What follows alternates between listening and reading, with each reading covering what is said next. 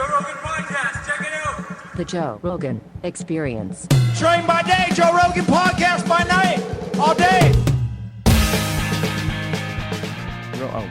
Are we rolling? Yeah, Hi. let's roll. Yeah, they just want to start save the universe, and then they want to fuck everyone's wife. Oh, yes. Yes. Yeah. It always begins. Yeah. The dimensional portal will open, and then it ends with, you can't fuck your wife anymore, but guess who can? Yeah. What happens is, first they start stockpiling guns. Yes. Yeah. It seems like cult leaders have to have guns because their faith in their ability to see the universe and all the good and everything is not quite good enough. You need an AR. You need an AR to really get your point across. You need maybe some flash grenades. And I mean, it is interesting. It doesn't feel like... It feels like I wouldn't do that. if you were running a cult. Well, I wouldn't fuck your wife and make you, like, worship me. I would Well, just... you're a very nice guy. I'm Moshe. one of the nicest guys in America. You're a very nice guy.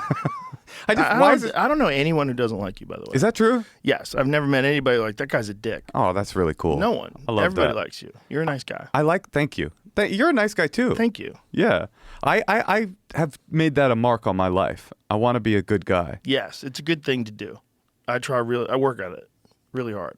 Well, you see people, by the way, and you see that they've made a decision. Like I met Sting, and I go, okay, Sting at some point along the line decided I'm going to be like awesome. Yeah. That's going to be my thing. I'm going to do yoga every day. Yeah, I'm going to come forever. Well, he doesn't come. Right, he doesn't He holds come. his cum. Yeah. He's like one of these guys. No, what I'm saying is he was so nice when I met him that he released. Oh, wow. Interesting. Yeah, I have it. So sweet. I have it at home in my office as a little jar of Sting cum. When he goes, he probably really goes. I mean, I think, what is the deal with that? That's why he says tantric- don't stand so close to me, because he blasts you away. The tantric thing, they're supposed to have an internal orgasm, like they're supposed to absorb it internally. Right. I'm too lazy. Well, it takes time. Yeah. You have to like discipline yourself, and then you can come forever, I guess. It seems like you're thinking about your cum too much. That does seem like spending so much time doing that. a lot of time focused on cum. I mean, there's probably a benefit in it, but every benefit that you get off of something that's a difficult endeavor is a detriment to something else. What do you think the detriment? Oh, just your mental the amount energy. of your time you're thinking about your jizz. Like, it's fucking weird. I mean, it's like, I mean, I guess you could say that about a lot of things, though, right? You could say that about, like, people who bodybuild. You could say that about, maybe you're thinking too much about one thing. Well, I guess that's like kind of, in a way, that's what this book that I just wrote is about. Is about these like little. Show me your book. These little. You wrote a book, dude. Congratulations. Thank you very I'm always much. very impressed and also very, very like proud of people who write books, because I know this is a fucking task, man. It's an endeavor, but it's one that I like. A lot of stand-ups really don't like it, and they feel like it's homework. On stage, I do a lot of crowd work. That's kind of my thing. And this is the like creative opposite of crowd work. It's not just your material. It's like it's like mega your material. It's like you're a monk kind of creating a thing or whatever. Like you should write a book. I have thought about it many times, and I had a deal to write one once, but as I was writing it, they were trying to get me to write it like stand-up. And they wanted me to write it in a way that like was funny, like you'd be on stage. Like, how much laughs would you want per minute on stage?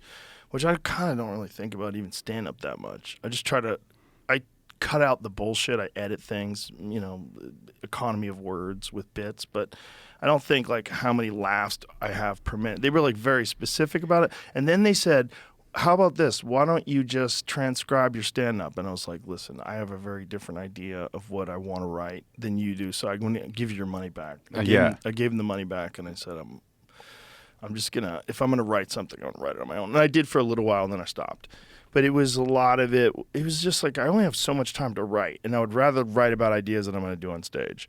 But I do have an idea about my time. I've been working on it a little bit lately, so I'm thinking about actually going forward with this. It's about my time when I was in my really early 20s and I discovered pool halls. Oh yeah, I saw the 2 pool tables. I didn't know you were a big pool guy. Yeah, I'm obsessed. Yeah. Yeah. If I'm like for like my empty my brain time, I watch professional pool matches. Is that right? Yeah. Oh, interesting. You a like lot those of them tricks? I watch them with I hate That's trick bullshit. shots. It's bullshit. Okay. Hey, That's what I was going to say. Well, it's cool. It's cool Yeah. that you can do it, but I don't care. Do you like the Hustler? Oh, it's a great movie. That's a good movie. That's a great movie. That's a great movie just as a movie. You know, but The Color of Money is as well. Aren't But they connected? Yes. Yeah. Same guy, Walter Tevis, who also wrote The Queen's Gambit.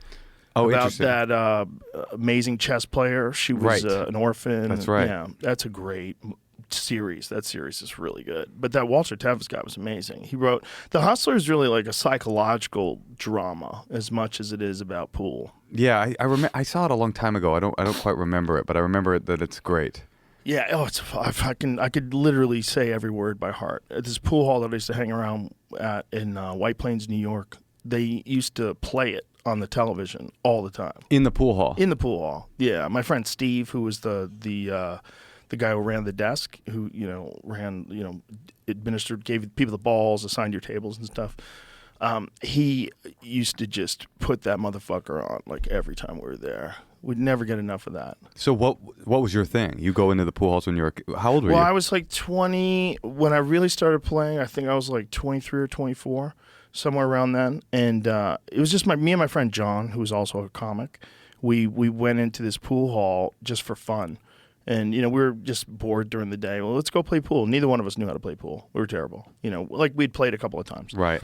And then we just stumbled into this pool hall that had this insane array of characters. All these people that were criminals and hustlers and homeless people and people who lived in flop houses and people who were fucking insane gambling addicts that would bet on raindrops coming down a window pane. Yeah. They would bet on fucking anything, man. They just wanted action. And you were teens walking in there? What's that? You guys were teenagers going in there? No, we were about. John's a little older than me. I think I was 23 or 24, somewhere around then. It's like, like 90. So yeah, I was probably like 23, and I just remember thinking, like, this is a whole world that I didn't know existed. This weird bachelor culture, and apparently it emerged really in America in the early 1900s. In the early 1900s in New York City, there were hundreds and hundreds of pool halls, hundreds of them. And they were filled with these men that were disconnected from society. A lot of them had returned from wars. A lot of them had gotten out of prison, and it was during the Depression, there was a lot of illegal activity and people did whatever the fuck they could. Right. And these men would gather in these pool halls. And they were some of the wildest people I've ever encountered in my life. I watched a guy who had just gotten out of jail play chess with words, just saying where the pieces moved, with a 16-year-old kid who was a chess genius. He wasn't even moving the pieces? He was No, just there was this no to this? pieces. Oh, they were playing mind chess. Mind chess. Oh, wow. I was like, So that's some Commander Data shit. Yeah, these are exceptional people that just happen to never plug into regular society. Well, it's like that dude in Malcolm X's autobiography, the guy that, he ran all the numbers in his mind and he never forgot a single one. And Malcolm X said, he could have been, a mathematical genius Right. or a statistical professor or whatever, but instead he was like a hustler. He used that genius to be on the streets. There's some people that have genius power that they apply to an art form, but they could have applied it to any, like Jay-Z. Jay-Z Right. doesn't write any of his lyrics. Right. If you read Jay-Z's lyrics, they don't seem ad-lib. They seem really well structured and written and funny and sharp. And there's so many of them. How? How are you remembering all this? That's why people call me the Jay-Z of comedy. Is that You've why? heard that before. You've never heard a person not I say haven't that heard about it me. yet, but I believe it's coming you. down the pike. It hasn't gotten here yet. Do you know there's a pool hall in L.A., by the way? Really? There's almost none when I left. There's one in K-Town that apparently that you go there. Oh, okay, that makes sense. You A go- lot of Koreans play pool. Yeah, you walk in Yeah. and you walk into one of them if you're white, and they're like, and you're like, what? I want to play pool. They're like, Next 2 doors down. They're you go, allowed no, I'll to do play that. here. They're like, Well, they do whatever they want. They Isn't have that their own wild? rules. And then you walk down, and that's where the white people are playing pool. But it's the same owner. Oh, that's hilarious. But by the way, you cannot complain. No one will listen. Yeah, If nobody you're a gives a fucking shit. white guy and you can't get into a pool hall, You and call they the have a cops. pool hall for white guys, Right. shut the fuck up, dude. There's robberies going on. Yeah. I got no time for you. People are shooting people. Hi, Why- LAPD. Why are I you was whining? rejected access to a Korean pool hall. It feels very wrong. Yes, I want someone to intervene immediately. This was horrible. I am a white male. Like maybe if you work your way up through the pool tables in the white one, then they'll adopt you into the Korean one. If they know you, maybe they're probably gambling. That's probably what a lot of it is. I would have. Oh, right. The word pool comes from pooling money together. Really? The game is called pocket billiards. It's not called pool. That's really interesting. So it was just a gambling game for the people that had returned from. No, it was a game, right? But Yeah. I think all games eventually evolve into gambling. Right. People gamble on basketball all the time. People gamble on fights all the time. Like fighters will gamble against their opponents. People gamble. They like to gamble. It makes things more exciting because now there's money on the line as well as pride and everything else. Are you allowed to bet on fights? I am not. You are not allowed to. I am not allowed Interesting. to. Now. When did that happen? It's a recent rule that came about because apparently there's an allegation that one of the UFC trainers, I want to be real clear about this because I actually like this guy a lot and I think he's a super talented trainer and I do not know if this is true. So I won't even say his name, but one of these trainers was apparently aware of injuries and then informing like a group of people online who are betting. So they're saying like, hey, this guy's got something wrong with him. Right. He's not going to win this fight. And then all the money would go on the opponent and then they would rake it in. And this happened allegedly on fighters that he was training or people that he knew. It's like and insider stock trading. it's similar. Yeah, it's fishy also because it gives the possibility that fights are dives. You know, when a coach is betting against their fighter, like or giving other people information against their fighter, if that happened, I don't know if it happened again. I just want to be real clear. It's allegedly. If that's the case, that's kind of like it's next door neighbor to a dive, and that is the last fucking thing we want in mixed martial arts is fixed fights.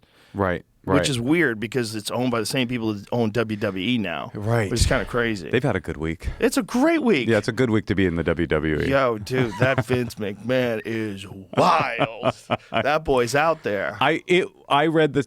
I couldn't get through the text messages. I started trying to read them, and I was like, I don't want to read. This is like poison. But the thing is, when I see that dude with his shirt off, he's 80 years old, he's got a chain around his neck. What, are you shocking me with this information? Yeah. Don't you think it takes a lot to get that guy going? No, it's you're saying he needed to send all those text messages to get aroused at that I age? think he probably needs a lot just for stimulation. Listen, he's a billionaire. Right. He's been running pro wrestling for fucking decades.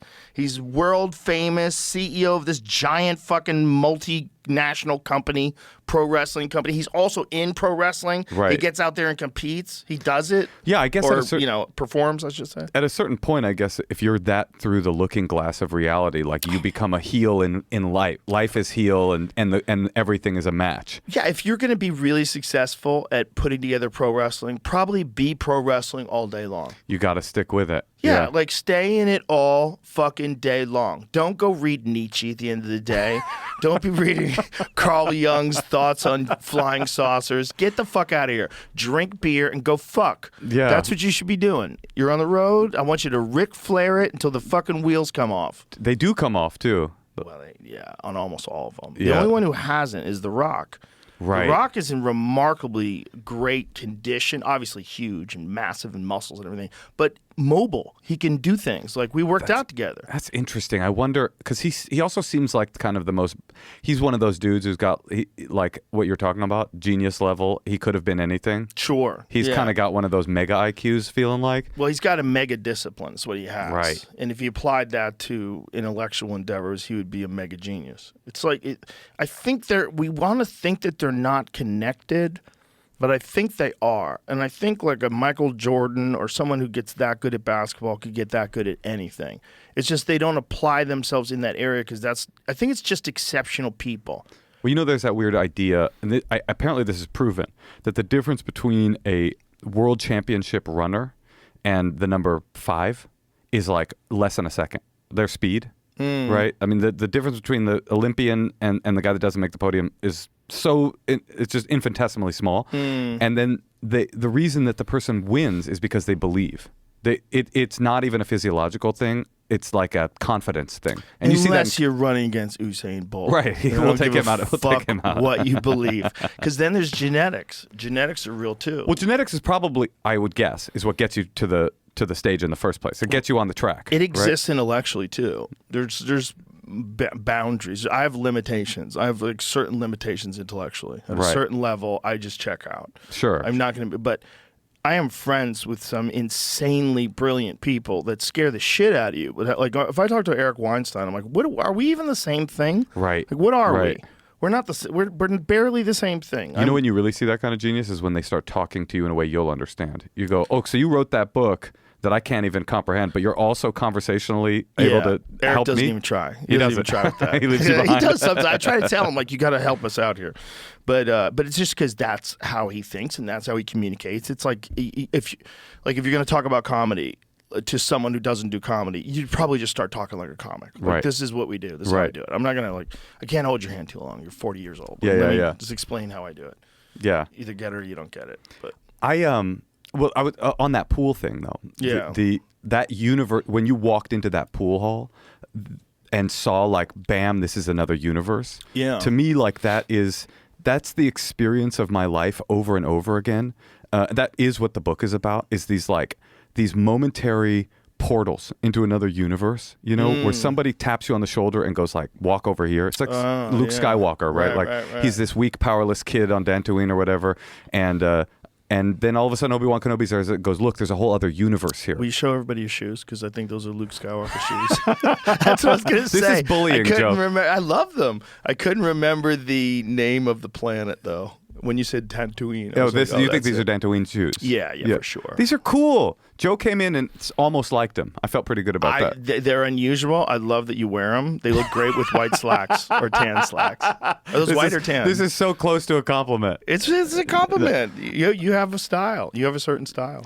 They're the most comfortable Chain shoes. out too. Look at you. Chain rocking. out, yeah, Chain always out. chain You out don't all day. give a If I'm coming to Joe Rogan, Chain I'm out. taking the chain out. Let's You know, go. yeah, let's freaking Let's go. fucking go. I say let's freaking go for the kids. Yeah, let's friggin' go. Let's friggin' go, What's guys. less offensive, friggin' or freakin'? Like if you're around an old lady. I think freaking is more fun for an older lady Right, it's not offensive at all. because she's an old freak herself. Maybe. She might just be an old freak She herself. might be an old prude that hung in there. I've never understood the concept of censoring yourself for an older person. They've respect. heard the thing. Right, but the idea is They that shot every Nazis. That is true, but that every generation gets more and more desensitized to bad words. Oh yeah, that's fair. which is 100% true. Yeah, I can see that. For Like sure. my kids say things that I would have never said in front of my parents. Oh, in front of you. Yeah. But you're you. So That you've created also- a persona where swearing is. It'd be funny for you to be uptight about swearing. It is funny. I And bet you did though when you had little kids, right? No, I never was. My No. wife was a little bit, but not bad. And I was like, listen, we have to just tell them that you can't say these words in front of other people, but they're just words. Right. Well, the only thing, words are a sound you make so I know what you're thinking. Right. That's all it is. And to make words good or bad is fucking stupid. But there's a lot of things you're going to learn that are stupid in the world. But here's the rules. But around the house, they'll use them for funny. And it's hilarious. It's like you raising comics because we all talk like comics. They'll talk shit, and it's fun. Totally. I had a conversation with my daughter the other day. I sat her down. I go, okay, honey, you're funny. And with great power comes great responsibility.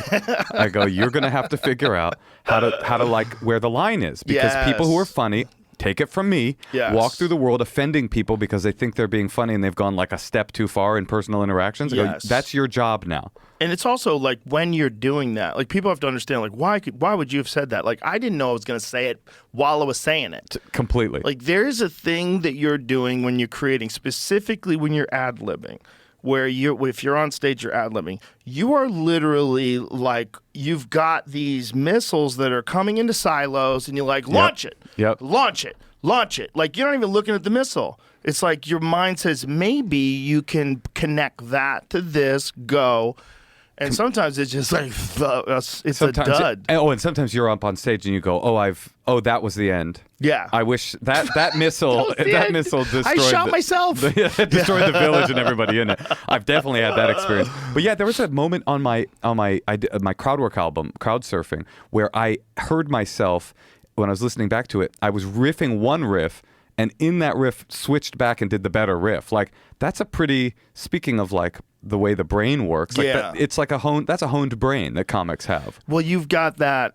You've done that exercise over and over and over and over again, so you get like super comfortable in that pocket of crowd work. Like Big J Okerson is amazing at that. One of the best, yeah. He's one of the best ever at that. He's just so, Andrew Schultz is as well. They're just so comfortable. There's a fucking hilarious one that Schultz just put out of he's talking to some guy in the audience who brought a date, and the date turns out to be a trans woman, and it's just this hilarious but fun, lighthearted, positive. It's really cool. It's very skillfully done. Right. You know, and the whole audience loved it. It was like they loved it. It was great. Well, that's how I think of crowd work when it goes really well. Everybody's having a good time. Yes, it's like a gift. It's like a gift to the crowd because they Yes. know in their mind, this moment will not be. This was for me. Right. This was a gift this comic gave Yes. me tonight, and it will never exist again, except in TikTok form. Hopefully, it'll go viral a million times. Forever. Well, I always think about that when everybody's blowing up on these crowd work clips. Is like how many magical moments. But there's something beautiful about this too. Mm-hmm. How many magical moments you offered on stage in the pre-digital kind of upload everything era, where you're just like, it was just momentary. It was just an offering to that moment. Yeah. There's something really beautiful about that. I love that. I think that's like, it's important. I think the artificial reality of digital life, there's certain people that want to fucking film everything. They want to film every conversation they have. Look, I'm here with this. Let's put this on the gram. Will you tag me in this? Like, stop. It's a wild You experience. gotta live. I saw a guy the other day. His thing is he goes to fine dining restaurants and screams at the top of his lungs. That's his career. Oh my God. Did you see the guy that got arrested that was just dumping shit on people? Now that I respect. He dumped a whole bucket of shit on some guy that was like on the train. Just shit. Down his back. Yeah.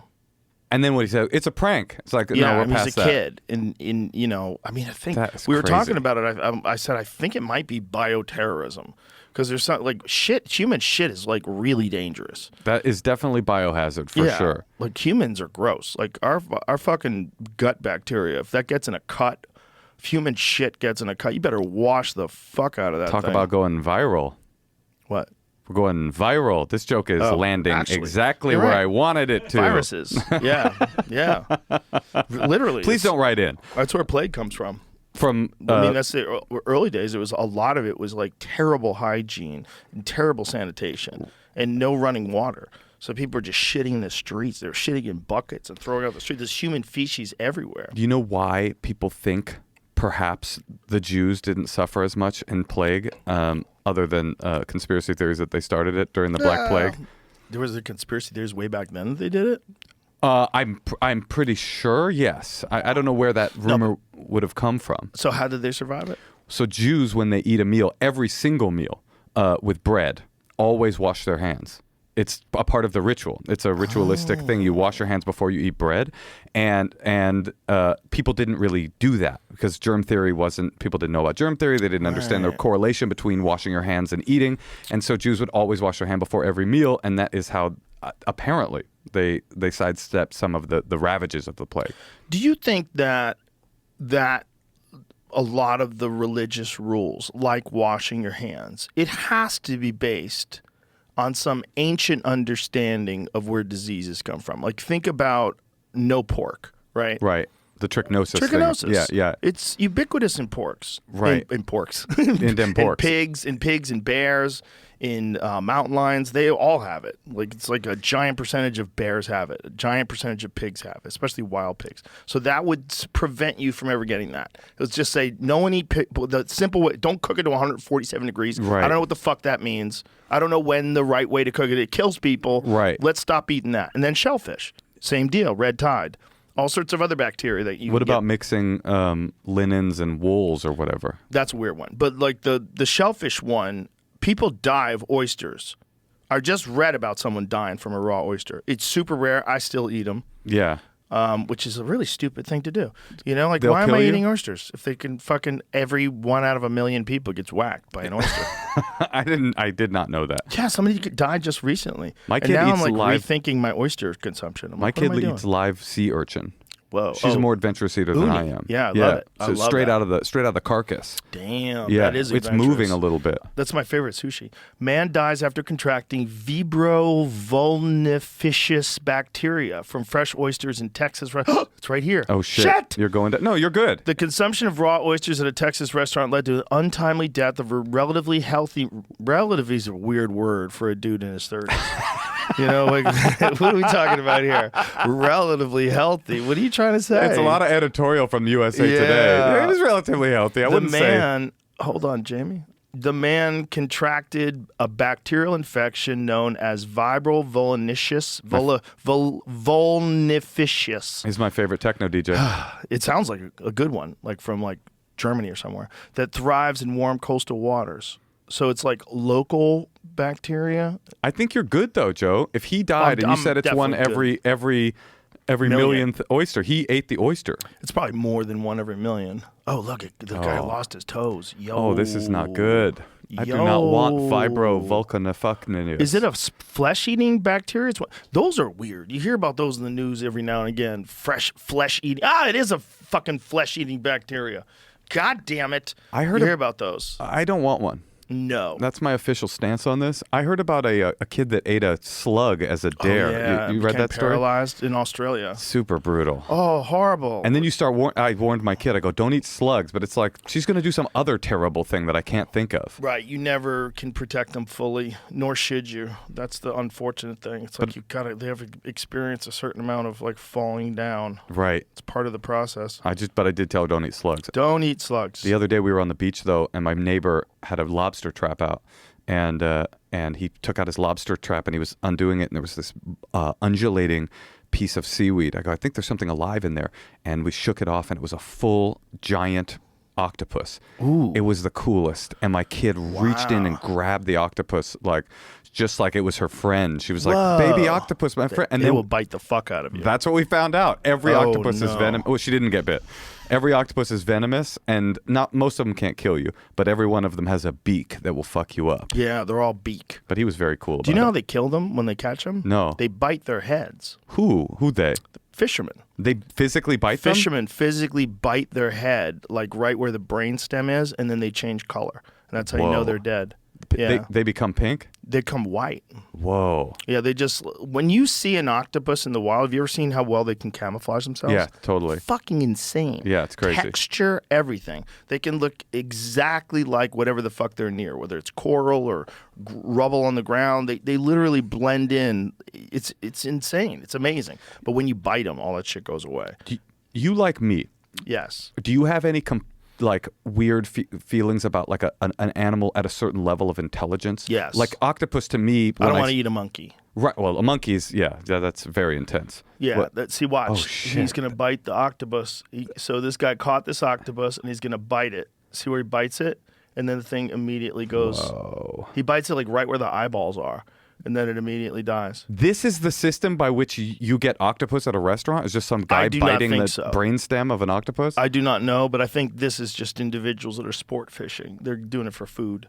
They're just getting that octopus are delicious. They're smart though, aren't they? Too smart. For yeah, me. It bothers me. I feel like you're eating an alien. I feel like I might stop eating octopus. There's animals that are really pigs are really fucking smart. Right, pigs are smart. They're really smart. You're right. That's where it starts to get weird because it gets weird. So are crows. Crows will bring you gifts, and they'll warn you that the cops are coming. There's this guy. He found this crow. It was in the water. Might have been a guy. Might have been a woman. I'm not sure. But anyway, there was some TikTok video about it. And this person found this crow, picked it up with a paddle. It was in the water, like drowning. Put it in the boat, and then took it home and nursed it back to health. And then the crow would just hang out with her. And yeah, they're like they loyal. Were petting the crow with a brush. And she put the brush back on the shelf. Then the crow flew over the shelf, grabbed the brush, brought it back, and said, no, keep petting me. There's really, it's really cool. There's like a whole mechanism on how to get the crow to like you too. Really? You start doing I think it's leaving it gifts, and then it will go, oh, this person gives gifts. Then it will start bringing you gifts. And then if you keep going, it will start attacking your enemies. Yes. Your neighbors will come over and be like, what's up, Joe? And then the crow will come down and attack. Yeah, this guy, Dan Flores, who was on the podcast before, had essentially trained a crow by leaving it food every day, and he would go on a walk with his dog, and the crow would hang out with them. Would it fly? It would fly next to him? Or? Oh yeah, fly that's cool. right next to him and hang out with them, and plop down, and it would go looking for him. Liked him. I had a friend who was a falconer. Do you know about these guys? I'm sure you do. Do you know how they catch them? It's crazy. No. Well, basically, they catch them. They catch them in the wild. They like leave some food out, and they catch them with a trap in the wild. But then they take them home. This blew my mind. They take them home and they put them in a dark room for like multiple days. Whoa. And they walk into the dark room with one of those weird gauntlets or whatever that are made by the same people that make my boots, and they have just meat on their hand, and they just sit there for hours in a dark room with an owl or a hawk or whatever. And over the course of a week, the bird will get closer and closer, and then start nibbling, and then start eating, and at that point, it's yours. And now it's your falcon. Whoa! Isn't that crazy? So it just rewires their brain. Yeah, to be like, this guy's got the food. So now when he lets me go to hunt for the rat or whatever, I'll come back to the gauntlet. Look at this crazy trap they use to get him. Huh. And every falcon that a falconer has is captured in the wild. Really? They're not like bred or whatever. They just capture them, and then they do this weird thing where they train them, and then they let them go after a few years of service. When I was in Scotland, there was this lady who was she trained a variety of birds, but she trained owls and falcons. And so she had a falcon there, and she said the problem with the falcon is when they let it go, it just fucks things up. It just finds another bird and kills it. Like every time she lets it go, it finds something and kills it. It's just like it's violent. Oh, it's the worst. It's a monster. Right. It's just a killing machine. It doesn't matter if it's hungry or not. It's just flying around looking to fuck things up. She said the owl is the second dumbest bird in the wild. Really? Yeah. Isn't that crazy? How did they get the wise thing? Someone got a good PR agent, and they just they got ahead of it. Owl, baby, it's me. Owls are dumb. She said owls are dumb. She said the really smart ones are like falcons are very smart. Crows are the smartest. But the only thing dumber than an owl is emus. Emus are dumber. They're so big, you'd think that they would have big brains. And they don't have to be. Right. They just shut the fuck up. Give me the food. Right. They're so big. They are freaks. I would say freaks of nature. They shouldn't exist. The emu. Have you eaten emu? No. Have you? No, but I think people do. People eat it. They eat ostrich. I've had ostrich at Fuddruckers. At Fuddruckers, they have ostrich? Fuddruckers used to serve an ostrich burger. It was really good. It was good. Yeah, it was fantastic. What's the best game? I think elk. I think elk is the most delicious. That's my favorite. Yes. But there's a lot of really good ones. Axis deer, which are very prevalent here in Texas. They're from India. They're really delicious. Yeah, but bison's very delicious. But they're very lean. Like if you're going to eat just those things, you got to make sure you get an adequate amount of fats along with them. You eat moose? I eat moose. What's up with moose? Moose Good? is delicious. Yeah, moose is delicious. Seems greasy. No, not at all. No, not even a little. What's the worst No, they're game? very lean. You get a funky pig. You get a wild I've pig. met one of those in my life. I shot a wild pig that was kind of funky. A javelina. That one was odd. I ate a javelina. When you kill an animal, do you feel bad? I don't feel good. I feel good that it's successful, but you don't feel good when you look down at the dead animal. It's But like a guilty thrill kind of? Well, you're thankful. Right. You're thankful that it's a very different connection with food when you've been there and harvest it and when you actually go into the wild. So it's one thing if you have a farm and you raise a cow and you kill the cow and you eat the cow. You have a connection with that food that's very different than me who just goes to a supermarket and buys a steak. Right. It's another level of that when you're going into the woods with a bow and arrow.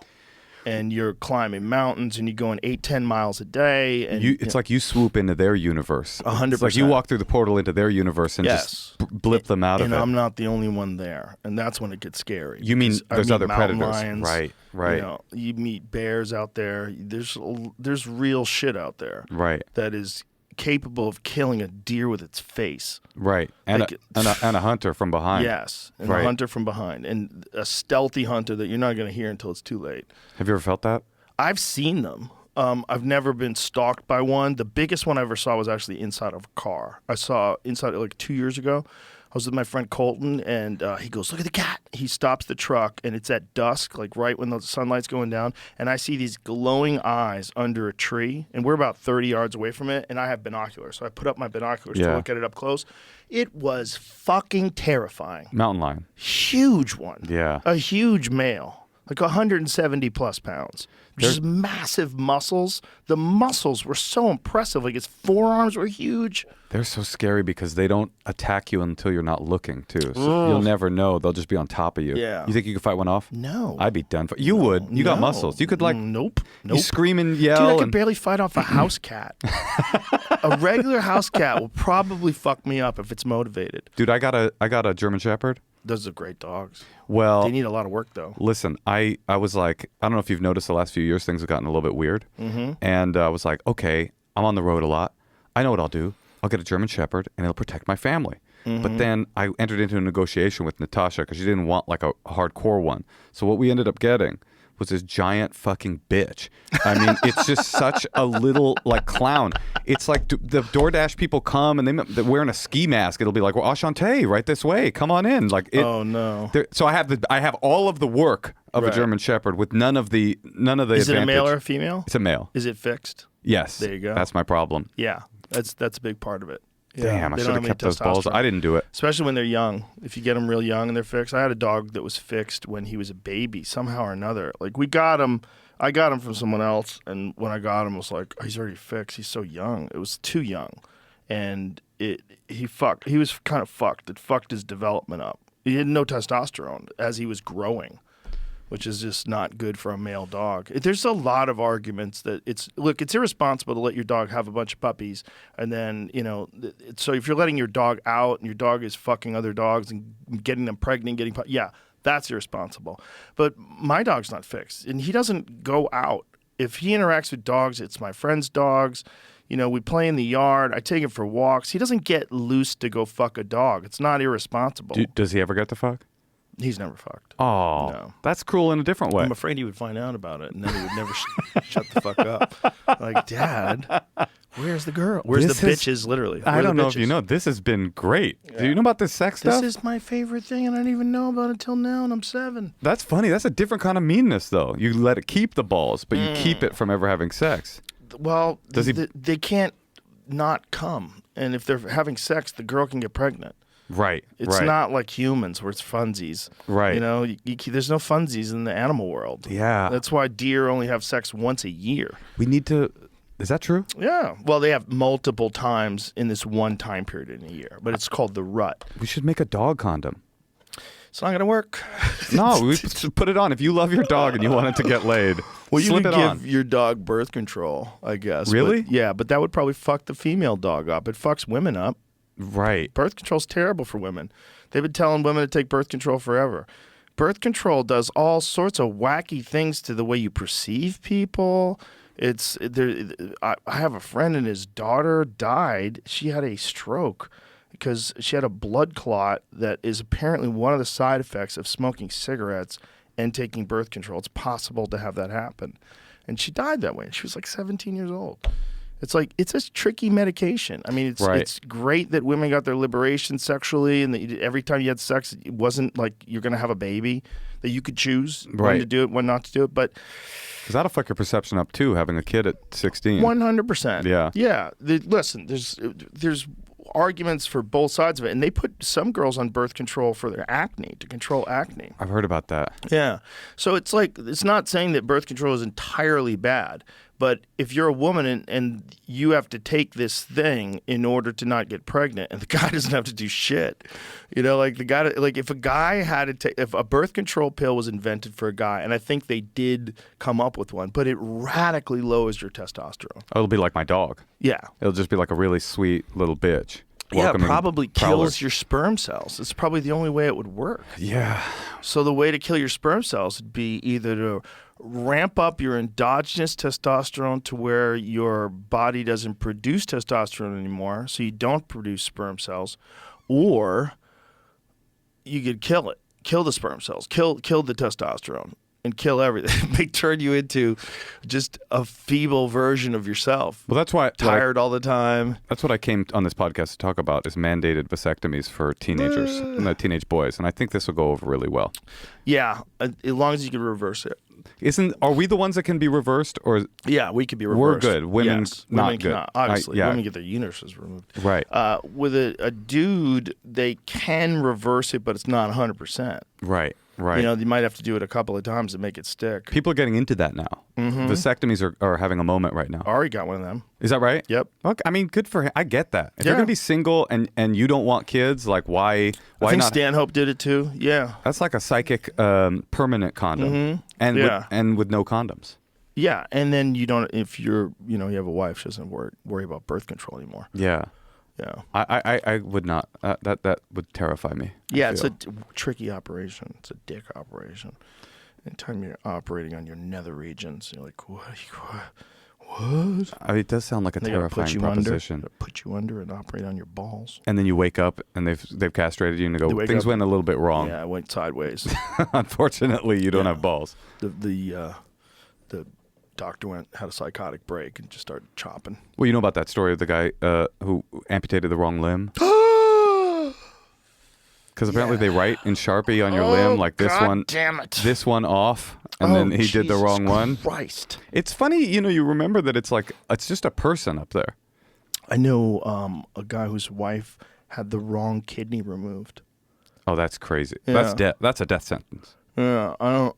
It's just like, what the fuck did you just do? And the doctor did not want to admit fault.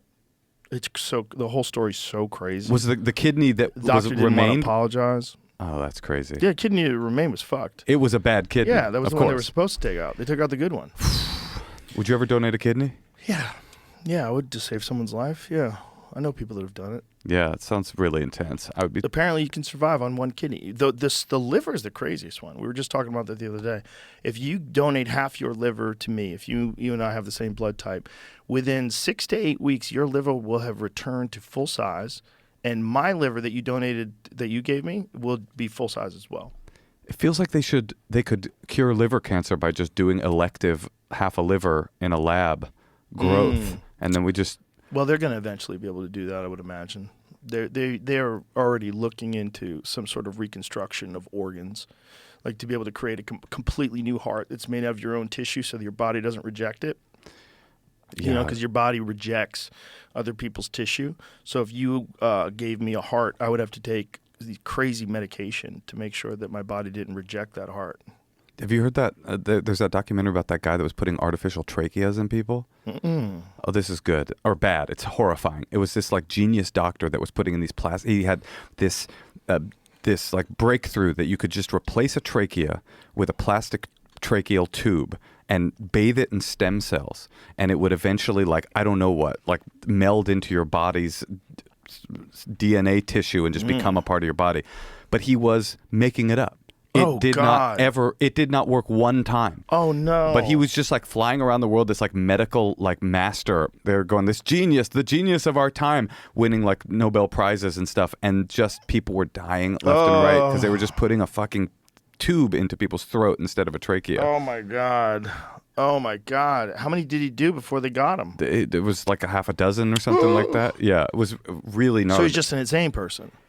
In this weird way. I mean, it's kind of what we were talking about earlier. He was a genius, but he was like he'd become a mad genius where He just blew a fuse. He blew a fuse, yeah, and he thought, I have an idea. There's no way my idea won't work if I just do it enough times. Oh yeah, my God. Macaroni. And simultaneously, he was hustling a woman, like he was pretending to be married to a journalist in America, and then he was already married in Italy. So he was like kind of had two different madman thing going on at once. He's a wild dude. Yeah. Swedish appeal court convicted Macaroni on Wednesday and sentenced him to 2.5 years in prison. That's it? That's pretty crazy. Yeah, Sweden. Once there's a wall up where you're a medical professional, I guess there is a little bit of an arm's length. I mean, these people did know they were doing an experimental surgery and that they could die, I guess, but they didn't know that it definitely wouldn't work. But they obviously decided that he did something wrong. They put him in jail for 2.5 years. Yeah, this guy was a wild one. Jesus Christ. Compulsive liar, spinning wild stories, and manipulating a woman who became his fiancée. The appeal court ruled that 2 of the 3 patients who died did not require emergency intervention. Oh my God. That was the part I forgot. My God. It kept failing. This is the most fucked up part, Joe. It kept failing on sick people that needed new tracheas. So he was like, what I need to do is find a relatively healthy person that has a tracheal issue, like a collapsed trachea or something, where they're still like walking through the world with relative health, like the oyster guy. And I'll put it in them, and that will prove that the thing works. Oh my God, what a psycho. Is There that he is. him? Yeah, he that's looks him. like a psycho. It looks like George Clooney if he got really fat and did a lot of opium. What a psycho. Yeah, it's crazy. To do it on relatively healthy people just to prove that it works? And it completely did not. So he literally went on a worldwide quest to find somebody with like a fucked up trachea, but that wasn't sick, and found someone like that, and it was like cosmetic for her. And she's like, I'm tired of talking like this, and I have to have like a scarf on, and okay, I'll do it. She didn't like the way her trachea looked? No, I think she like talked weird, and she had issues for sure. Okay. But it was not life or death. Oh my God. Anyway. There's some psychos out there, man. And some of them happen to be doctors. Yeah. Just because someone went to medical school doesn't mean they're not crazy. No, I listened to that Dr. Death podcast. Do you ever hear that? No. It's about a guy who was like, he was a neurosurgeon, and he was just like, it wasn't clear if he was like Dr. Mengele, like wanted to kill people, or if he was just like a stupid person that was just like slashing in people's bodies. Like it wasn't clear what he was doing, but it looked like when he would open someone up, he had no idea what he was doing. I mean, he just was like stapling a artery to a bone. He just like, and Just for fun? nobody really knows. But he was a real surgeon. He was a real neurosurgeon. And until I heard that podcast, it would have never occurred to me to go to a surgeon and then look him up. I'm sure you are Right. savvy enough to do that, but I would have just been like, you're a doctor. Right. You must know things. Okay, open up my brainstem and get in there. Yeah, the first time I got surgery, I had no idea anything about the doctor's credentials, and I don't know anything about him now. Yeah. Don't even remember his name. He put me under and opened me up and drilled holes in my bones and. Yeah, now I heard that I would always Google. I would go deeper. Yeah, man, you can't be fucking entirely sure that someone's not out of their mind. Well, there's certain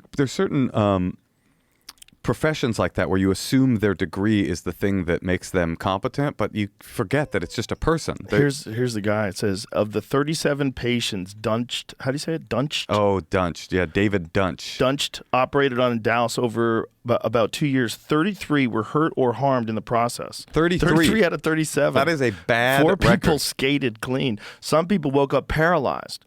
Others emerged from anesthesia to permanent pain and nerve damage. 2 patients died, one from significant blood loss after the operation, and the other from a stroke caused by a cut vertebral artery. Wow. Yeah, he was just slashing. He was in there just like mashing it up, kind of like preschool style. Look at this one. One patient, a childhood friend of Dunst, went in for a spinal operation with someone he trusted and woke up a quadriplegic after the doctor damaged his vertebral artery. Phew. That was his like childhood best friend. Oh, my God. Turn him into a quadriplegic. Jesus Christ. Yeah, there's psychos out there, man. Is that him? That's the guy that plays him in the TV Peacock show. Yeah. yes. That's Josh Jackson from. Let's get a real photo of this. There was boy up another here. Dr. Death. There was a guy who created execution machines. There was a documentary about him. It's a crazy documentary because at the end, he kind of gets hoodwinked into becoming a Holocaust denier. Oh, I know about this guy. Yeah. Yeah. I Yeah. keep tabs on all of them. Yeah, I think he's gone now, but I think at the end of his life, like he was somehow or another brought to Auschwitz or Yes. one of the other concentration I remember camps. this guy. Yes. And he said that this could not have been It's impossible that Zyklon B could have. Yeah, I saw this documentary. Yeah. Oh, it was Errol Morris film. Yeah, I remember this guy.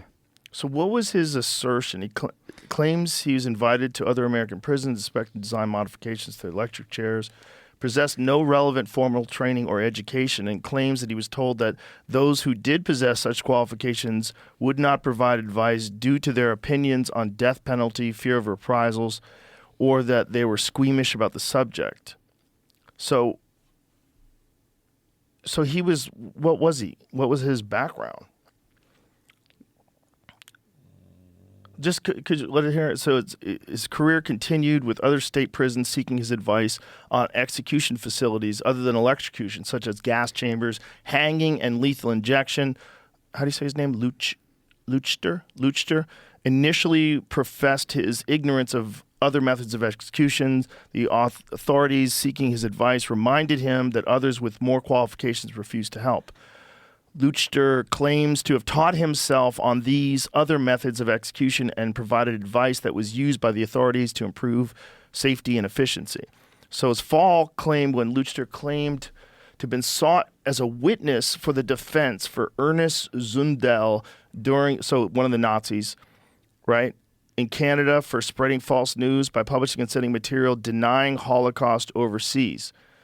Luchter was asked by the defense to travel to Poland to visit out, maybe that guy wasn't a Nazi. Maybe he was like a Holocaust denier. Ernst Zundel. So what is the trial? Spreading false news. So he's just been accused of spreading false news by publishing and sending material denying the Holocaust. So he's being tried for that.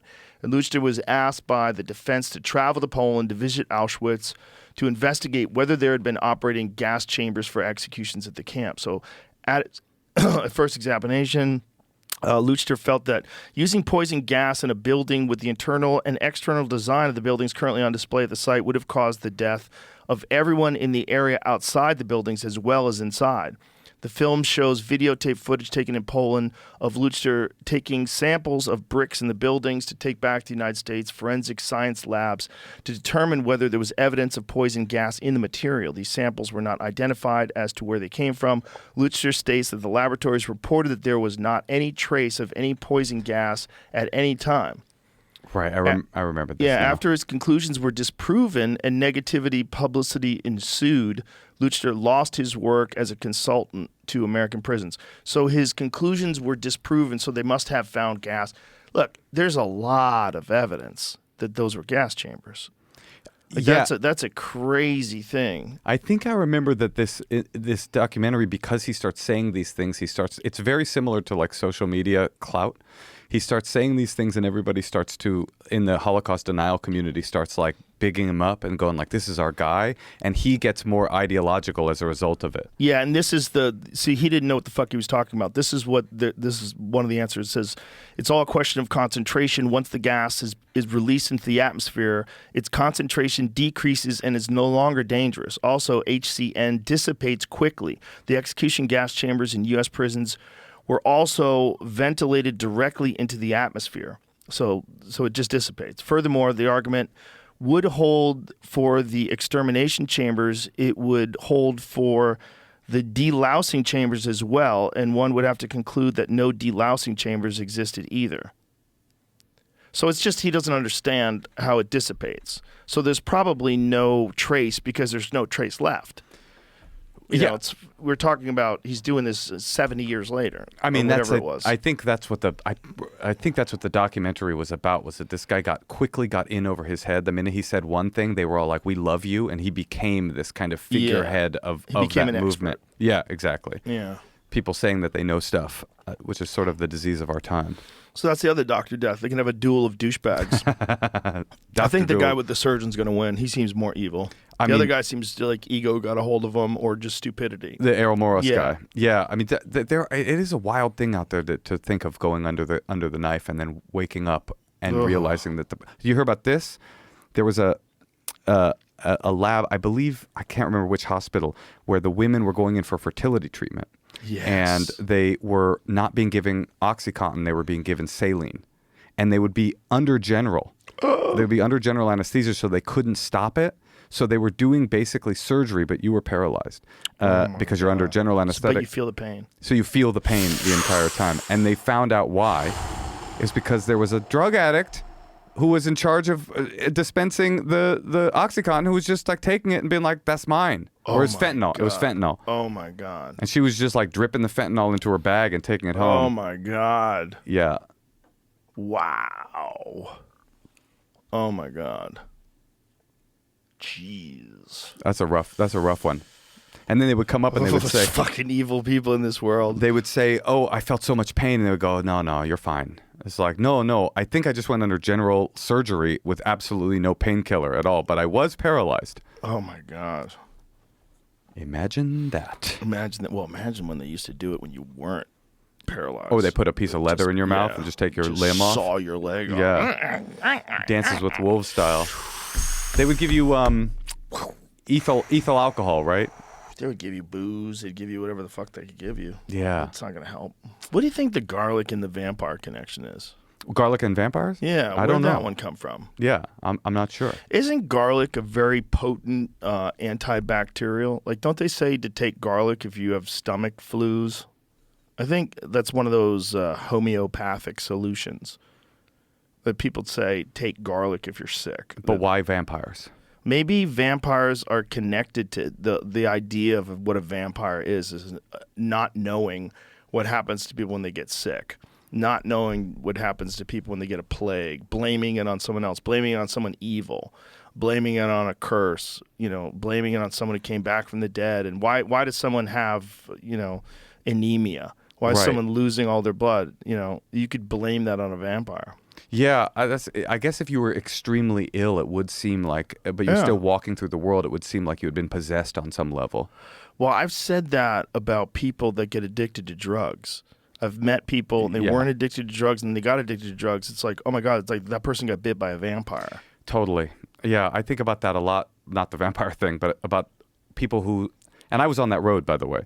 That was going to be my life. But people who decided to get high instead of do anything else. Like, it's like my life will just be getting high and that'll be it. Yeah, and well, there's certain ones, the ones that get physically addictive, they're terrifying. Yeah. The oxys, the cocaine, like that kind of shit, where you're physically drawn to it, you need it to get well. The heroin people that need it, they're sick, and they need it to get well. That is wild stuff. Meth does this even scarier thing, which is that it lowers your brain's ability to create its own what's the word for Serotonin? Serotonin. And so meth becomes this like sort of cyclical trap where you can't actually. It's not just that you want to get high. Your brain can't make you happy without it, and it takes like a long time to rewire your brain in that particular way. Wow. Heroin's the one that everybody overdoses from. And meth is the one that people kind of go mad from slowly because their brains get weirdly atrophied in that way. One of my friends from the pool hall was a crack addict, and he would go get crack, and then he would have to come down by drinking 40 ounces. Okay. So he would get so fucked up. He was always trying to, I took him a couple times to like bad neighborhoods so he could cop. But then we'd always have to go to a liquor store, and he would get like a 40 ounce. Of what? Old English, something like English. that. You were a 40 guy? Well, I've drank them. They're fucking crazy strong. Like if That's you want to kinda make all I sure that drank. people never have any ambition and don't leave, Which is probably what they do. is exactly what I would do if I was evil. I used to, the way I would choose what alcohol I would drink is like if a gangster rapper rapped about it, I would drink it. So Right. gin and juice. Old English. St. Ides. That was my St. drink of Ides. choice. St. Ides. Mickey's was for white boys. I didn't mess with that. St. Ides for the real brothers in the room. And Carlo Rossi, because E40 had a song called Top of the Line Wine, Carlos Rossi. And then Mad Dog 2020 and Cisco. Those were the things that I drank. Mad Dog 2020 is always a popular one. Sure. Yeah. For the youth of tomorrow. Yeah, they're fucking strong, man. And Johnny used to drink them. He used to down them when he was like his eyes was all wild. He would be sweating, But he was also a genius. He was a guy that could do complex math in his head. Well, you could say to him, like just throw a bunch of numbers. 400. You could have a calculator there. 400 divided by 6 minus 10 plus 500. Minus, you could keep going. Yeah. And he would go 4, 6, 2. It's crazy. It was weird. He And could he play used to go piano, smoke crack he could- after that. Yep. That's wild. Genius pool player too. Like one of the best pool players I've ever seen in my life. Like professional level pool player. I feel like I spent my youth with people like that. Like I got sober at 15. Wow. Do you know that? I've been sober since I was 15. Wow. I went to rehab for the first time when I was 13. Holy shit. And then finally got sober at 15. In a young people's meeting, asking for help, and everybody in the room was 5 to 10 years older than me. In a young people's meeting. Wow. And that was like the beginning of my kind of life. Holy shit. Were you a latchkey kid? Oh yeah, definitely. Yeah, so you just got let out and you were just out on the streets listening to rap, I was- drinking 40s. I was a latchkey kid, and my mother, Oakland Public Schools. My mom was deaf. My dad was deaf too, and he was like a sort of born again Hasidic Jew. Like when my parents split, my dad got like super religious. We come from crazy. I mean, like a hardcore version of. It's not like what you. It's like, do you see Unorthodox? No. It's a show on Netflix. It's about a really hardcore sect. That's the sect that my Is it a documentary series? It's a show. Oh, it's a show. It's a scripted show about the sect of Hasidic Judaism called the Satmars, and that's the world that my family was from. My stepmother was Satmar, and my family came from a town called New Square, New York. Do you know anything about that? No. New Square is really interesting. It's like a village up above Muncie, which is already an unbelievably ultra-Orthodox place. But Muncie is nothing compared to Square. Square is like women don't drive in New Square, New York. Whoa. This is New York City. I got cousins that have Eastern European accents, and they are third-generation American. Which borough is this? Well, my family Muncie's in upstate New York, and my family lived in Brooklyn, in Seagate. Do you know where Seagate is? It's like Yes. past Coney Island, at the tip of Brooklyn. Right. And that was a Satmar neighborhood. And kids in that neighborhood, we used to play dodgeball games where it would be the ultra-Orthodox kids versus the actually religious kids. Like, that's how intense things were. Like, an ultra-Orthodox person that you looked at and went, wow, that's a real Jew right there. We were basically the Gentiles of the community. Holy shit. It was crazy. And I would be 9 months a year in Oakland, regular public school, listening to Too Short, fly back to my dad's house, get driven to the Orthodox barber shop. They'd put a yarmulke on me, slacks, and I would go cosplay as an extra from Fiddler on the Roof for 6 weeks a year. Wow. So that was the but before rehab. And that's sort of, I think that's the reason that I fell into the rehab so heavily, into the drugs so heavily, is because everything about me made me feel like I don't fit. I don't fit. I'm a hearing person in a deaf world. I'm essentially a Gentile in a Jewish world. You know, That is so crazy that you were considered a Gentile. I mean, they didn't really consider me, But you were not as effectively- religious as them. effectively, There might was as well something have been. wrong with you. Dude. There was a Wow. there was a local rabbi when I was getting close to my bar mitzvah, and he goes, he noticed, he was very nice, and he noticed that I didn't know Hebrew. These kids spoke, and I'm not kidding, these kids spoke Yiddish as a first language. That's why they had the Eastern European accent, right? Wow. So my uncle, he was first generation American, so he sounds like an American because the first generation of Americans say, go fit in, right? But then by the time he had kids, they're like feeling their comfort in the United States, and they go, don't go fit in, go to a seminary where we learn Yiddish. So my cousins sound like the extras from Dr. Zhivago, and my uncle sounds like a New Yorker. Like, it's that weird. So they speak Yiddish as a first language. I would bring an English prayer book to school, and people would be like staring like it was a scarlet letter, like there's something wrong with me because I had an English book. Because you couldn't speak it in Hebrew. Because I didn't know Couldn't read it in Hebrew. Wow. So it's getting towards my bar mitzvah, right? It's my 12th year or 11th year, and I don't know the alphabet. And this rabbi sees that I'm struggling. And my dad was deaf, and so he had this kind of like bizarre relationship with the community where he was like one part accepted, one part almost mascot in a way that was a little insulting, but he was loved, whatever. The rabbi said, give him to me and I'll teach him Hebrew, right? This is like the 90s, late 80s, early 90s. So you could, at that time, ask for some alone time with a child and they'd be handed over, no questions asked, right? So I go to his house and he starts teaching me the Hebrew, the alphabet, basic, elemental. I mean, like, this is like a Talmudic scholar teaching me the ABCs, right? And I'm struggling. I like can't get it. And he goes, don't worry. He goes, Don't be embarrassed. Hold on. Shmuley, come. And his son comes into the room and he goes, do the English alphabet. This is an American kid. He goes, do the English alphabet. And the kid goes, oh no. A, B, G, and then the rabbi slaps me on the back and he goes, see, he is stupid in English, you are stupid in Hebrew, everybody's stupid. That was the energy. What a sweetheart, right? That's a good way to approach it. Yeah, it was like he was willing to humiliate his eldest son to teach me to love learning. That is funny, though. The kid doesn't know the English alphabet. It was, I'm sure eventually he got it, but this was Maybe not. Maybe not. Maybe not. I mean, there's communities in this country that exist generation after generation where they only speak one language. No, it's like they made Wakanda in Brooklyn. That was like the vibe, you know? And I was in multiple Wakandas, too. I was born into like the deaf Wakanda, where, imagine that. You're being born the enemy. But I'm a member of the deaf community. And I think every deaf person would say that I like belong. But I also was the enemy. I was the hearing. And so Why do they think of the hearing as the enemy? Well, that is a complicated question. And it's because there has been a lot of enforced oppression on the deaf community from the outside. The story of sign language is really fascinating. 300 years ago, there was no sign language. There was only the kind of sign. If you were born, 90% of deaf people are born into a hearing family, right? That's just the way genetics works. Like most of the time, you don't have deaf family members. And if you were born 350 years ago into one of those families, you just didn't have language. You weren't given the gift of language, which is the thing.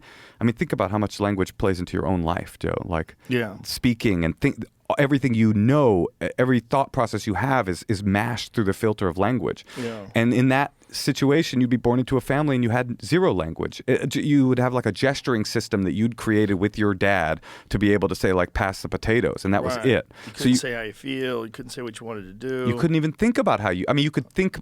I don't know. I mean, I've never experienced that, but language is the thing that unlocks reason. It's the thing that unlocks culture, and people were stymied from that. But if you were born lucky enough to have genetic deafness in your family, so that you and your sibling were both deaf, then the two of you sitting together could create language, a language of two, right? You would back and forth between two siblings create a family sign system that would enable the both of you learning from one another to create a language and enable you to reason and think and talk about how you feel, even if it was just with one person. Communicate with the outside world. But at least you could communicate with yourself and with one other person. I mean, the difference between an isolated deaf person and a pair of siblings is the world. It's freedom. It's everything. Right.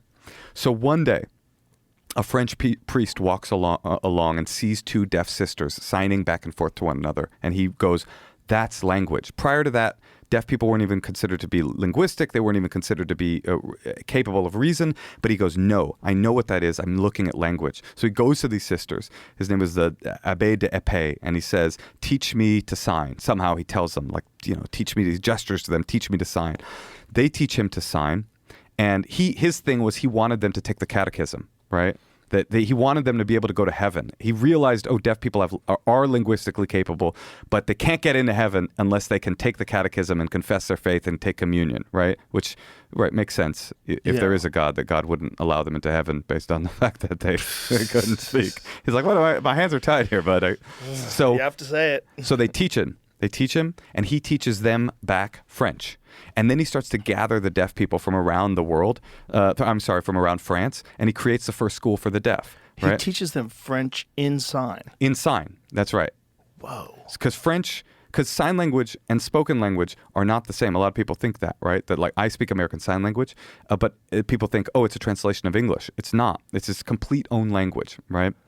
So... Oh, I did not know that. So much so that the way that he would fundraise for this school is he would do like a traveling road show where he would take his star pupils around France and around Europe, and they would be at an exhibition hall.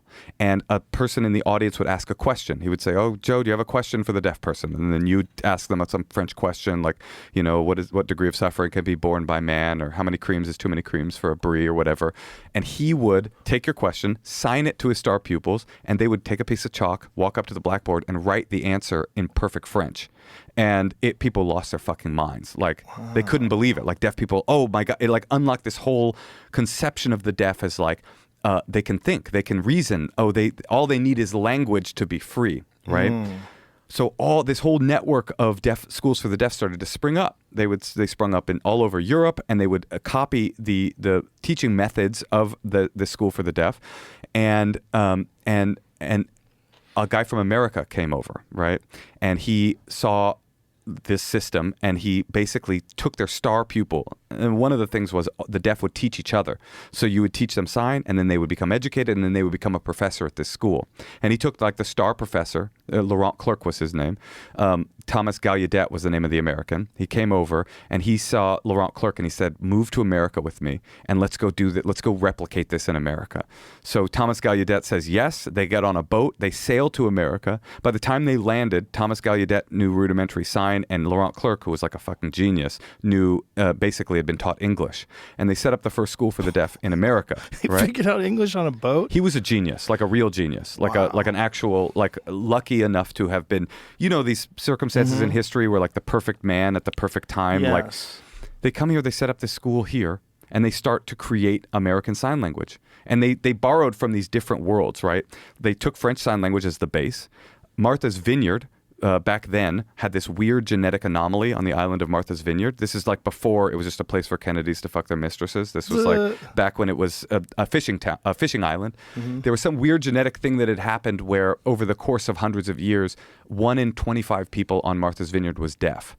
Whoa. And it was this very bizarre kind of like almost the equality that deaf people on Martha's Vineyard felt was almost like the opposite of like what affirmative action is attempting to do, right? Affirmative action wants to correct a historic harm by changing the playing field.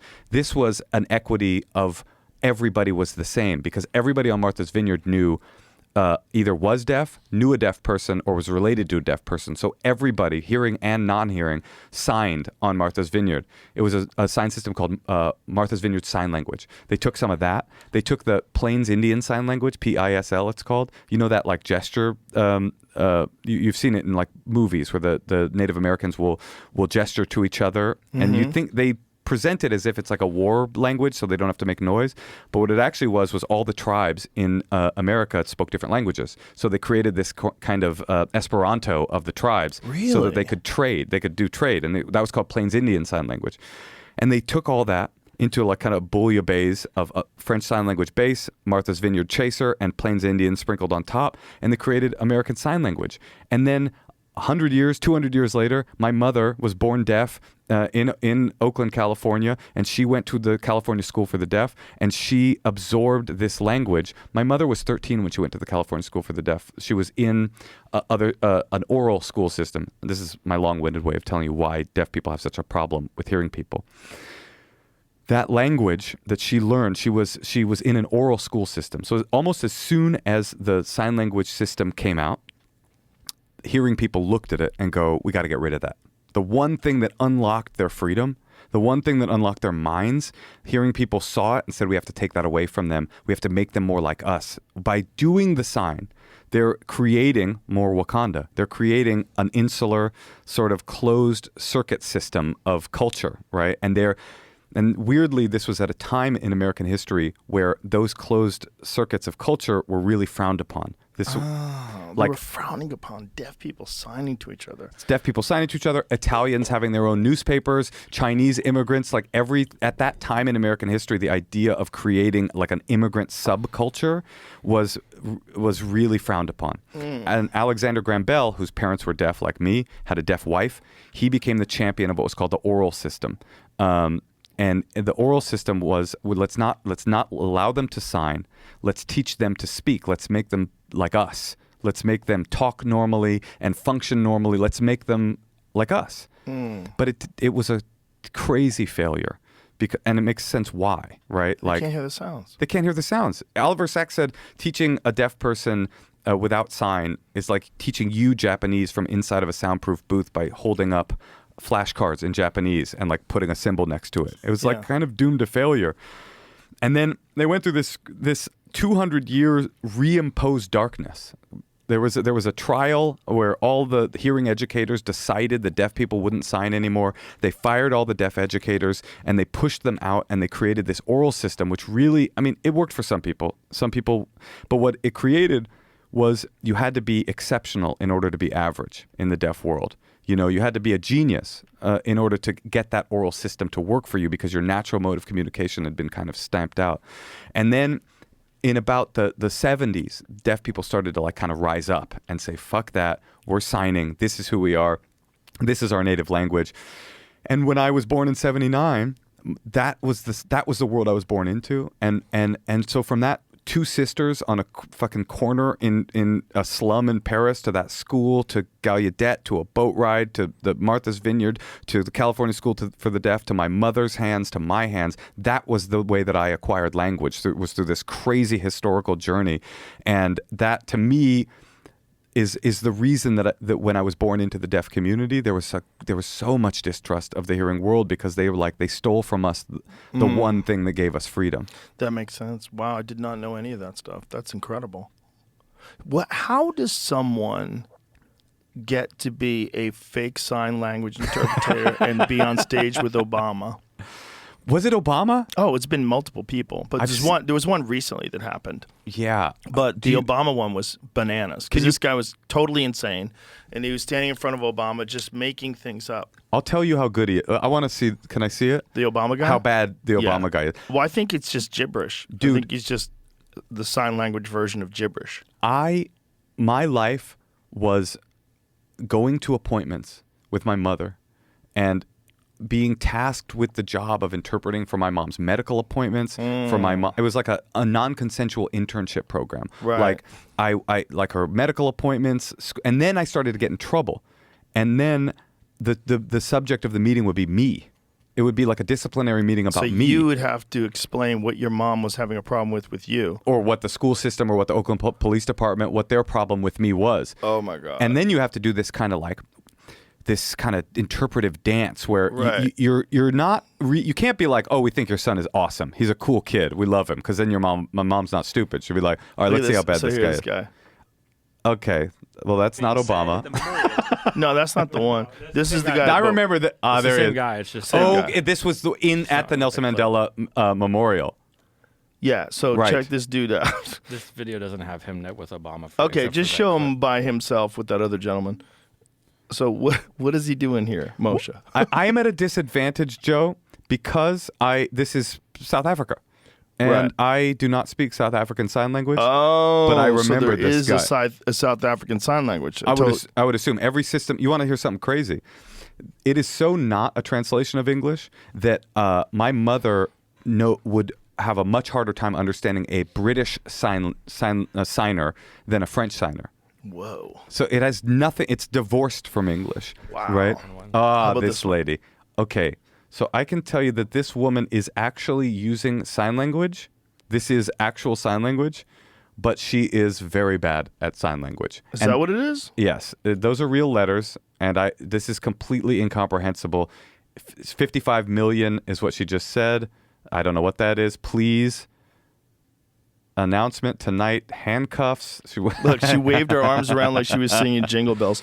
But that's not true, right? If she's doing some sign language. Well, she's a hustler, whatever this is. But I've been to so many appointments with my mother where I walk in and it's an emergency room appointment. And I go, you can leave. Just leave. Because you aren't qualified to do this, and this is fucking life or death for my mother, and you're here. You shouldn't have taken this fucking job. You should have known better than to take this job, because this is an emergency room situation. So that's when I was an interpreter, the responsibility of that was like massive to me. I felt that so acutely because I'd lived through it in such a direct way. Right. I've been an interpreter when people were told they were dying.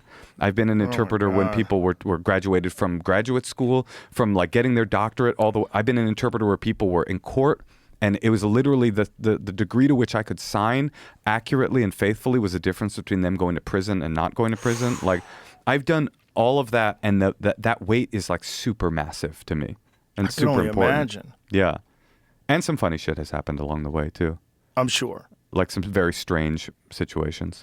How does the deaf community feel about people who get like implants and can hear again? So that's another complicated question. I think, have you ever seen The Sound and the Fury? No. It's a fucking beautiful and fantastic documentary about cochlear implants and the deaf community. I mean, the thing is, the deaf community had and I don't speak for the deaf community, obviously, but I can speak from my own experience. My mother has a cochlear implant. She got one. Because my mom's like an iconoclast, and she's like, I'm not going to allow a taboo in deaf society to keep me from experiencing as much of life as I could possibly experience. Of course. But in general, especially at the beginning, deaf people hated the idea of a cochlear implant because they do not feel, and I think to some degree I agree with them, that deafness is a disability. They feel that what it is it's a culture. I mean, obviously they can't hear. That's a disability. But the true disability comes from the fact that communication barrier. And so to them, they see the cochlear implant as just another imperialist, now a robotic mechanism to make them hearing again. But wouldn't that be counterbalanced by the ability to absorb art? You can hear mean music. like music? Yeah. But how do they hear it? Do they hear it the way a normal person hears it? Well, I can tell you in section 2 of the book, My Rave Years, what kind of music the deaf like more than any other in my experience is Raves? definitely slam and techno. Because Really? it's a really simple form to be able to experience and feel is just that boom, boom, boom of techno or house. They love that. One of the best pool players in the world is deaf, and he shuts Is that his right? hearing aid off when he plays. I can totally see that because you're like hyper focused. You're like all the way in. Yeah. I can completely He shuts see it that. off, and he just doesn't miss. I mean, my mother is still deaf. If you met her, you would be like, there would be no part of you that was like, this person isn't deaf. She sounds deaf, and she is, and she signs, but she wanted, to experience. But she can hear. True. So when you're old and your brain has set its neural pathways to such a degree that it does not process sound and never has, the cochlear implant, apparently, there's no way to reignite an atrophied pathway into a normal hearing system, right? By the way, the cochlear implant, I don't know, I've never had one, obviously. It sounds robotic. It never sounds like... Which is why they like techno. That's exactly right. I mean, it's simple to, it's not like listening to country roads. Oh, I thought you meant because it connects, it's like a robot music. It's easy to follow. But I don't even mean people with cochlear implants. Deaf people in general, they love raves because, it's easy to follow. You can dance to it. Right. You don't have to follow some symphonic kind of like path or whatever. When they're totally deaf, do they feel techno? Definitely. Yeah. So where do they feel it? Their feet? I would say probably their genitals mostly. Really? No, I don't know. Their whole body. I mean, you've been to a rave, haven't you? No. You never have? No. I wonder if your genitals really do feel it if you couldn't hear it. I can say if bass is deep enough, you can definitely feel it in your genitals. That is true. So you'd be just kind of barely moving. When I was a big raver and I became eventually like a rave promoter and a DJ, I was a DJ at raves through the 90s and an ecstasy dealer, but that's another story. I started when I was about 16. I bought my first set of turntables and a mixer, and I was terrible, obviously, like everybody starting out. But you can't play in your headphones DJing, really. You have to like have it be amplified. And I had a very lucky break in having deaf parents because I would just set everything all the way to the max, and my mom would be like happily studying in the other room, and I would just be like train wrecking techno beats. That's hilarious. How'd your neighbors feel about that? I didn't have neighbors. I lived next door to a terrible bar, so I could have given a fuck. Oh, that's lucky. I grew up next to like a real white trash kind of like wannabe gangster bar. That was I would say the energy. Yeah, really rough. Ooh. They'd be like showing off their like sound system and their like Cutlass Supreme. Oh, that was the energy. great. Oh, pissing on my Christ. front door and shit like that. Oh my God. Wow. Oh, what is this a deaf raver? Deaf rave. I'm telling you, I'm not making this up.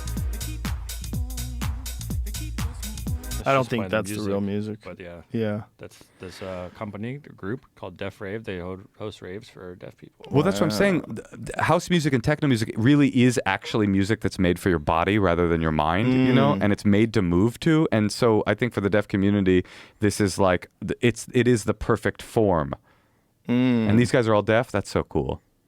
Yeah, you would definitely feel the bass for sure. I mean, there's headphones you can get that transduce sound through your jaw instead of going through your ear. Whoa. But they have to still be able to understand what that. That's really fascinating. What the frequencies are. Speaking of weird surgeries, when my mom got the cochlear implant, it decimated her balance. She has not been the same since. She's super wobbly because they took out her inner ear and they put in a robotic cochlea instead, and her inner ear and she wanted to get the other one done, and we had to do like a cochlear implant intervention. We go, Mom, no.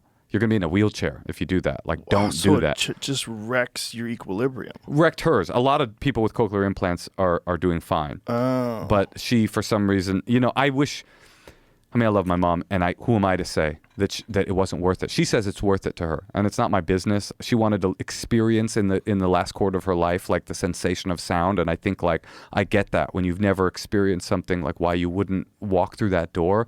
But to me, I wish she'd never gotten it because now she's like this wobbly older lady, and it like scares the shit out of me. Is there a way to correct it?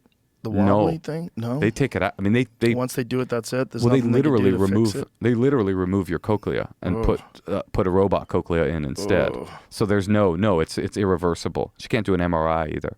Oh boy, Yeah. that sucks. She can't like do a lot of things because it like Yeah. a piece of machinery will clunk out of her brain. Rip out of her fucking head, right? But yeah, I think that the deaf community is. Neuralink, bro. I wonder how that would work with deaf people. I'm since, sure you know, with The new product is called telepathy. Let a person control a phone or computer just by thinking. well, I heard about. so what if you think in ASL, then you're not thinking in English. I thought the first ones were going to be for people that were injured. Oh, to get This- them out of Yeah, like but I guess that paralysis or is something. that is someone. But if you were injured, and like Stephen Hawking's, Right, that would have been perfect for him. right. But what would it do? You would be able to do everything on a computer. Oh, it just would by no longer thinking. be robot voice. Right. You I could see. type. You could do everything. Right. You could.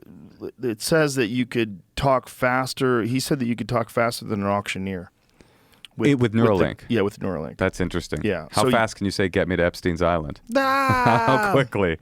Get Yeah. me to Epstein's Island. It took him 1 minute to write each word. Is that true? Yeah. And there was allegations towards the end of his life. He married his nurse. His story is crazy because I have a bit on him, and I've been researching him over the last few weeks. His story is nuts. He was most people that have that disease, Lou Gehrig's disease, they die within 2 years. Right. He lived like 55 years. Right. And by the end of his life, all he could do was move his cheek muscles.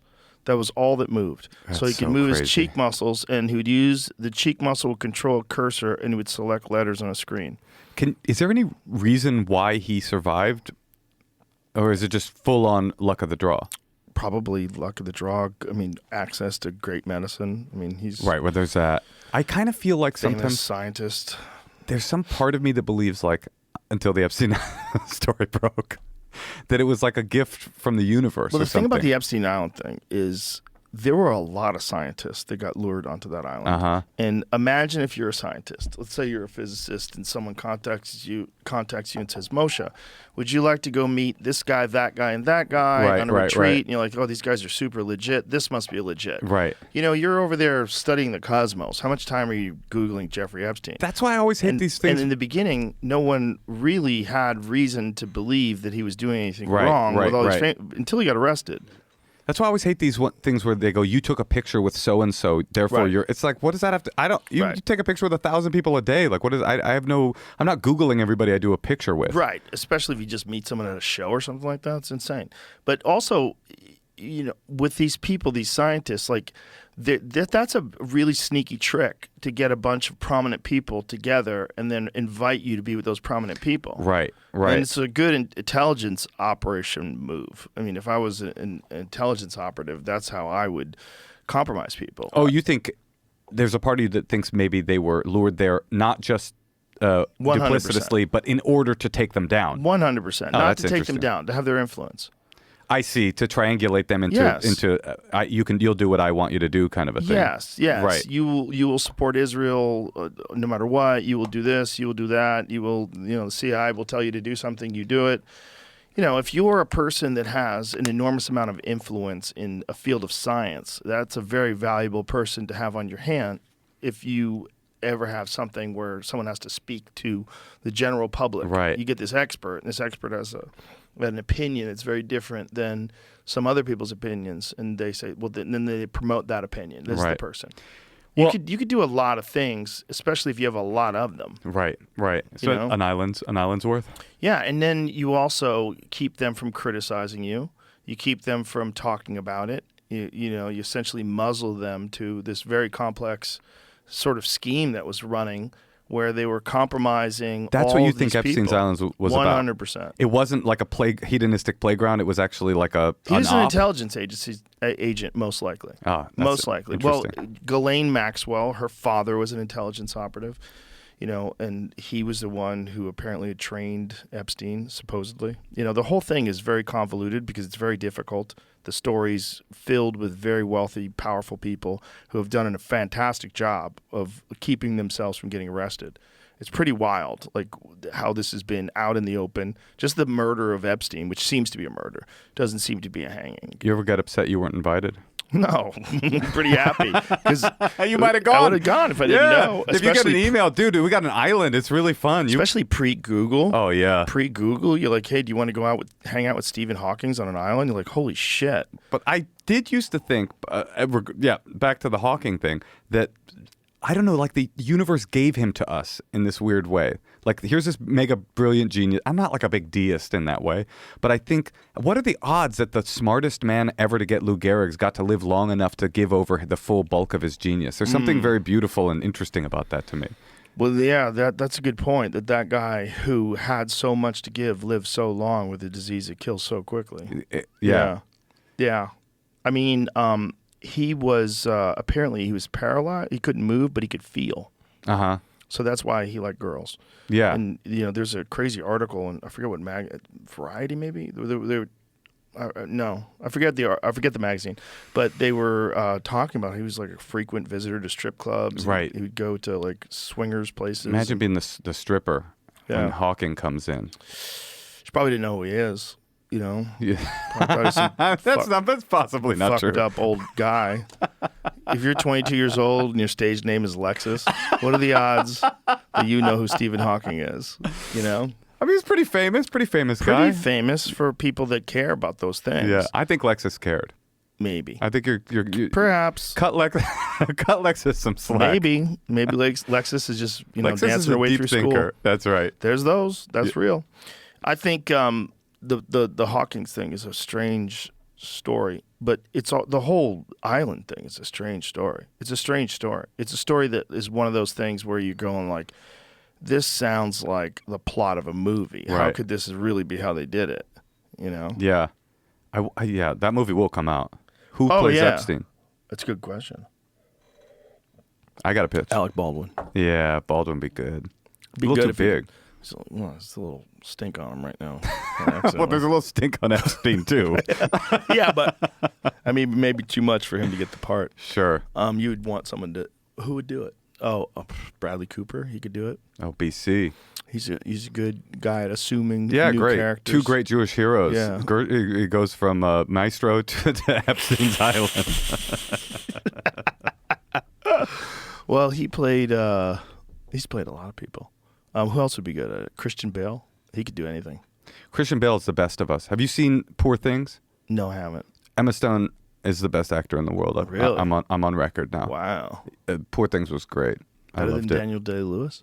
Well, DDL is he is retired. Is he? He's still retired? I think so. I feel like he's about to come out. You think he's about It's to like drop a new Floyd mixtape? Mayweather. He's ready to get back in there. Now that is a pay-per-view that I would pay for. Daniel Day-Lewis versus Floyd Mayweather. I bet if you gave Daniel Day-Lewis long enough, he'd learn how to. He was really good in a movie called The Boxer. It was about an IRA guy who got out of jail, and he looked like a real legitimate boxer. He trained for an entire year in a boxing gym. That's all he did before they filmed. So he went to a boxing gym and he essentially was there every day. You know, he had to be called Mr. President on set of Lincoln. Yeah. Including to like the security guard. There was like some older security guard that like just had got hired that day. Yeah, he was all in. He was, but That's those kind him. of people are so insufferable. And then you look at their performance, you go, I don't know. I guess it's worth it. Like, I think it's got to be worth it. I would not want to be around him during the There Will Be Blood movie. no, definitely not. Fuck that. I just saw In the Name of the Father again. Have you seen that? It's one of his earlier movies. It's like an IRA story about. Yes, I did. Such a good fucking Yeah. movie. Oh, he's guy- so good. He's got no duds. Is that true? I don't know of any duds. Yeah, I guess you're right. I don't think he's got any duds. Oh, that's such a good movie. I love this movie. Last of the Mohicans was great too. He was great. He's great in everything. Man. So, And I'm then he gonna- decided to start making shoes. Is that true? Yeah, he became a cobbler. He went too deep into the Phantom Thread. No, he just decided that's what he feels like doing right now. Well, I think it's time for me to reveal something to you, Joe. Official statement: Daniel Day-Lewis will no longer be working as an actor. He is immensely grateful to all his collaborators and audiences over the many years. This is a private decision, and neither he nor his representatives will make any further comment on the subject. Why be so mysterious? And also, what is this office building? Well, I don't know. Is that exactly. photoshopped? I think someone made this account on Instagram and just put this up. I DDL. don't imagine that's by him. Yeah, I would not imagine that he has an Instagram. But yeah, they So just yeah, those updated boots you liked so much, Joe? Those are He made- DDLs. Nice. That's right. DDLs. I was going to get us to this conversational that- point at some point today. That would be a dope brand. Like if Daniel Day-Lewis started like actually selling things. I would buy Daniel Day-Lewis's shoes. 100%, you'd be the coolest guy in the fucking room. Absolutely. But yeah, Emma Stone import things. She's the new one. Is he still a cobbler? Does he sell shoes or does he just make them? He might be one of those dudes that just makes shoes. You want to hear a crazy cobbler port to the 20 conversation we were years ago. talking about earlier? 20 years ago? Yeah, after the boxer, he secretly made off. Secretly made shoes, 5 96 to years. 97. Okay. My Wow. mother, my mother learned sign language because of a cobbler. So wow. my grandma had her in an oral school, and she was failing, and she was isolated and had no friends. And my grandma went to get her shoes fixed at this cobbler, and he happened to be deaf, randomly. And my grandma was like, passing notes back and forth with him, and he said that he'd never learned sign language, and that he didn't have any friends, and that he didn't have any access to the world, and he was just this like lonely cobbler. And that was the day that my grandma pulled her out of an oral school and sent her to the school for the deaf to learn sign language. It was all because of a cobbler. That's awesome. Yeah, it's a wild one. Do you believe in synchronicities, like that these things happen on purpose, that there's some sort of a destiny to life? I can tell you that I've been thinking about Destiny a lot. She was the other stripper at the strip club looking at Stephen Hawking. No, I've been thinking about Destiny a lot because of this book. Yeah. Because, these are worlds, all of these worlds that I write about in this book, like deafness and Hasidic Judaism and AA and raves and Burning Man and stand-up, they don't go together except through, like, my body, like Right. through me. I'm the Right. connective tissue. And having written this book, like now I'm in middle age or something like that. If you're lucky. If I'm lucky, yes, amen. May I be so lucky. I'm looking back and going like, this whole thing was a path, and there is no way to see destiny. I don't believe in destiny looking forward. I believe in destiny looking back. Like everywhere you land is destiny in this weird way because it never could have been anything else. I have all these, and I'm sure you do too, these portals in my life. You could have been a pool hustler only. You could have been and you could have gone to the pool hustler thing and then gotten shot and died at 25, or like there's all these multiverse possibilities of the Moshe that wasn't, and the Moshe that was always headed in this direction. Like I like think about stand up. The only reason I started stand up is because I was in Israel doing a semester abroad, and it was in the second Intifada, and it got shut down, and I just decided randomly to go to New York.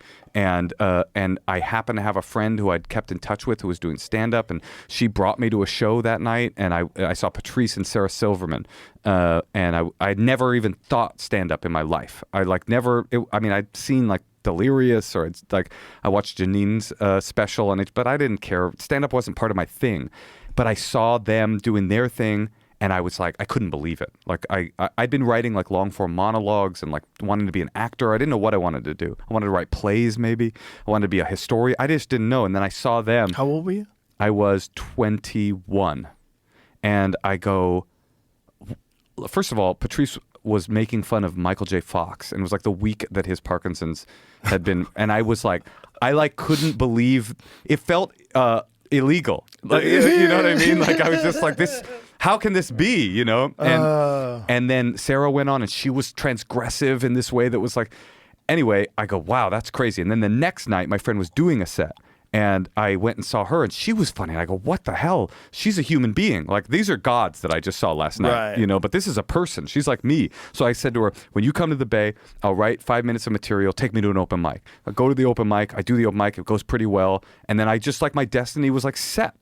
Now here I am. It's 20 years later. I just wrote my second book. I'm talking to you. I got a wife at home who's a comic who I met in comedy clubs. I have a child at home that's a result of the connection that the two of us have.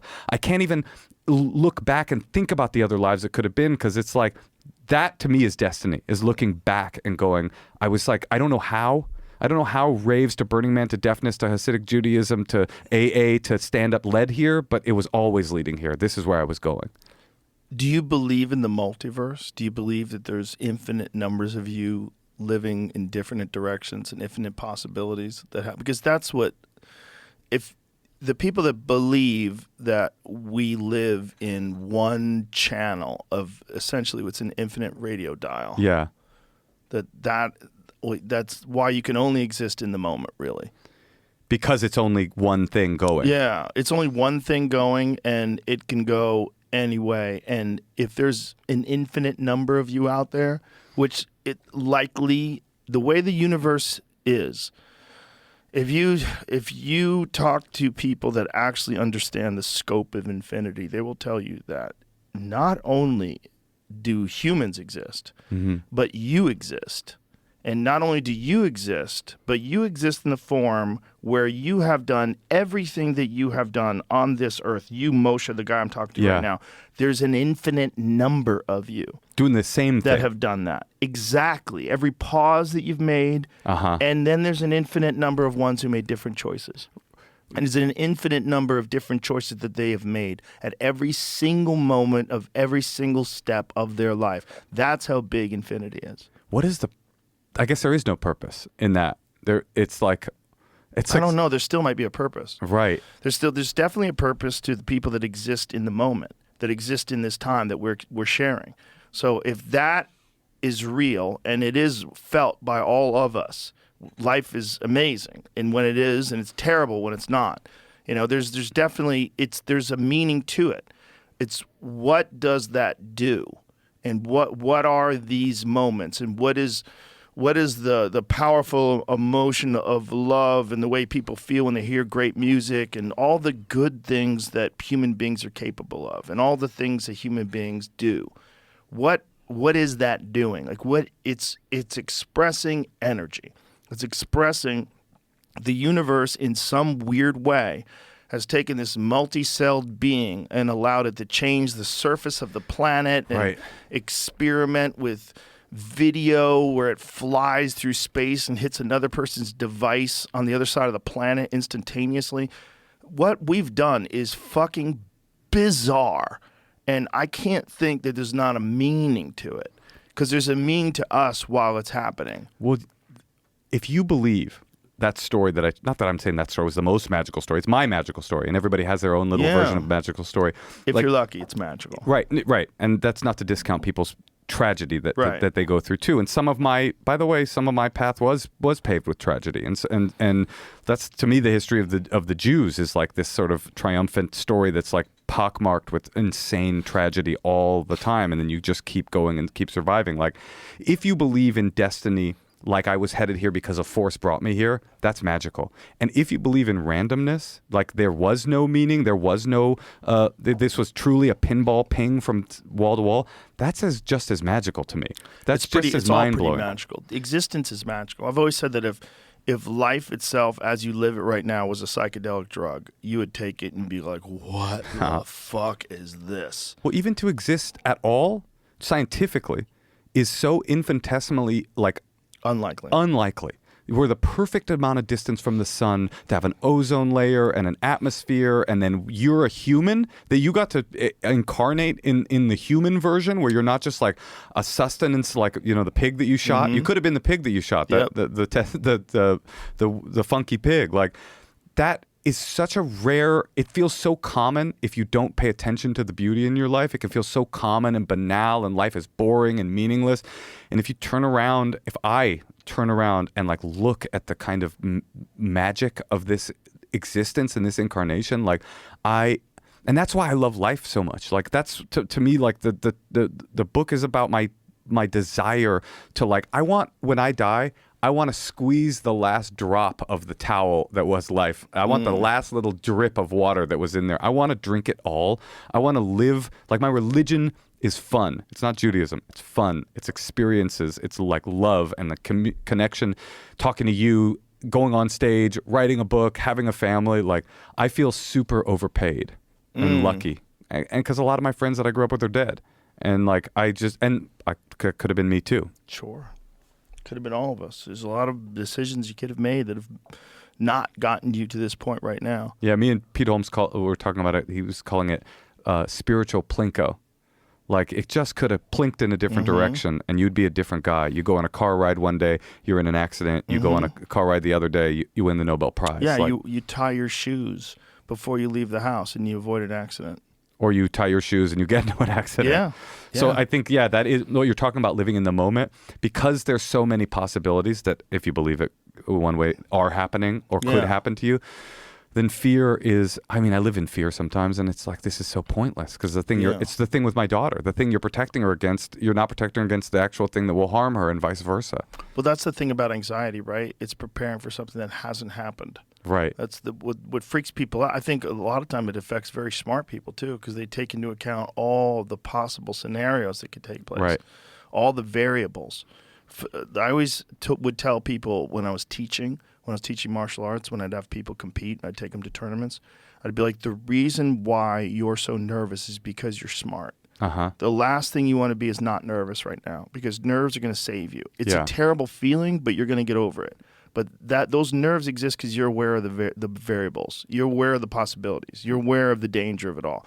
A delusional, stupid person who's just confident, they can win. Right. It's possible. They can still win. And they can have no nerves at all. And they can go in there, they can kick everybody's ass. But you're better off being aware of what this is. You're better. Your senses will be heightened as long as you're not overwhelmed by fear. You're saying fear is beneficial in that way. 100%. Yeah. Customato, who trained Mike Tyson, used to say, fear is like a fire. You can cook with it or you could burn your house down. Oh, that's great. You have to be able to control it. Yeah, totally. The thing that happens is when people become worshipful of their fear, and it takes away their ability to go out and experience life. They're so afraid of the disastrous possibilities of life that they forget to live a life. Yes. And I will say I'm not free of fear at all. I feel it all the You're time. a human being. It's impossible to not be. Also, you live in L.A. Well, and you got a bitch for a dog.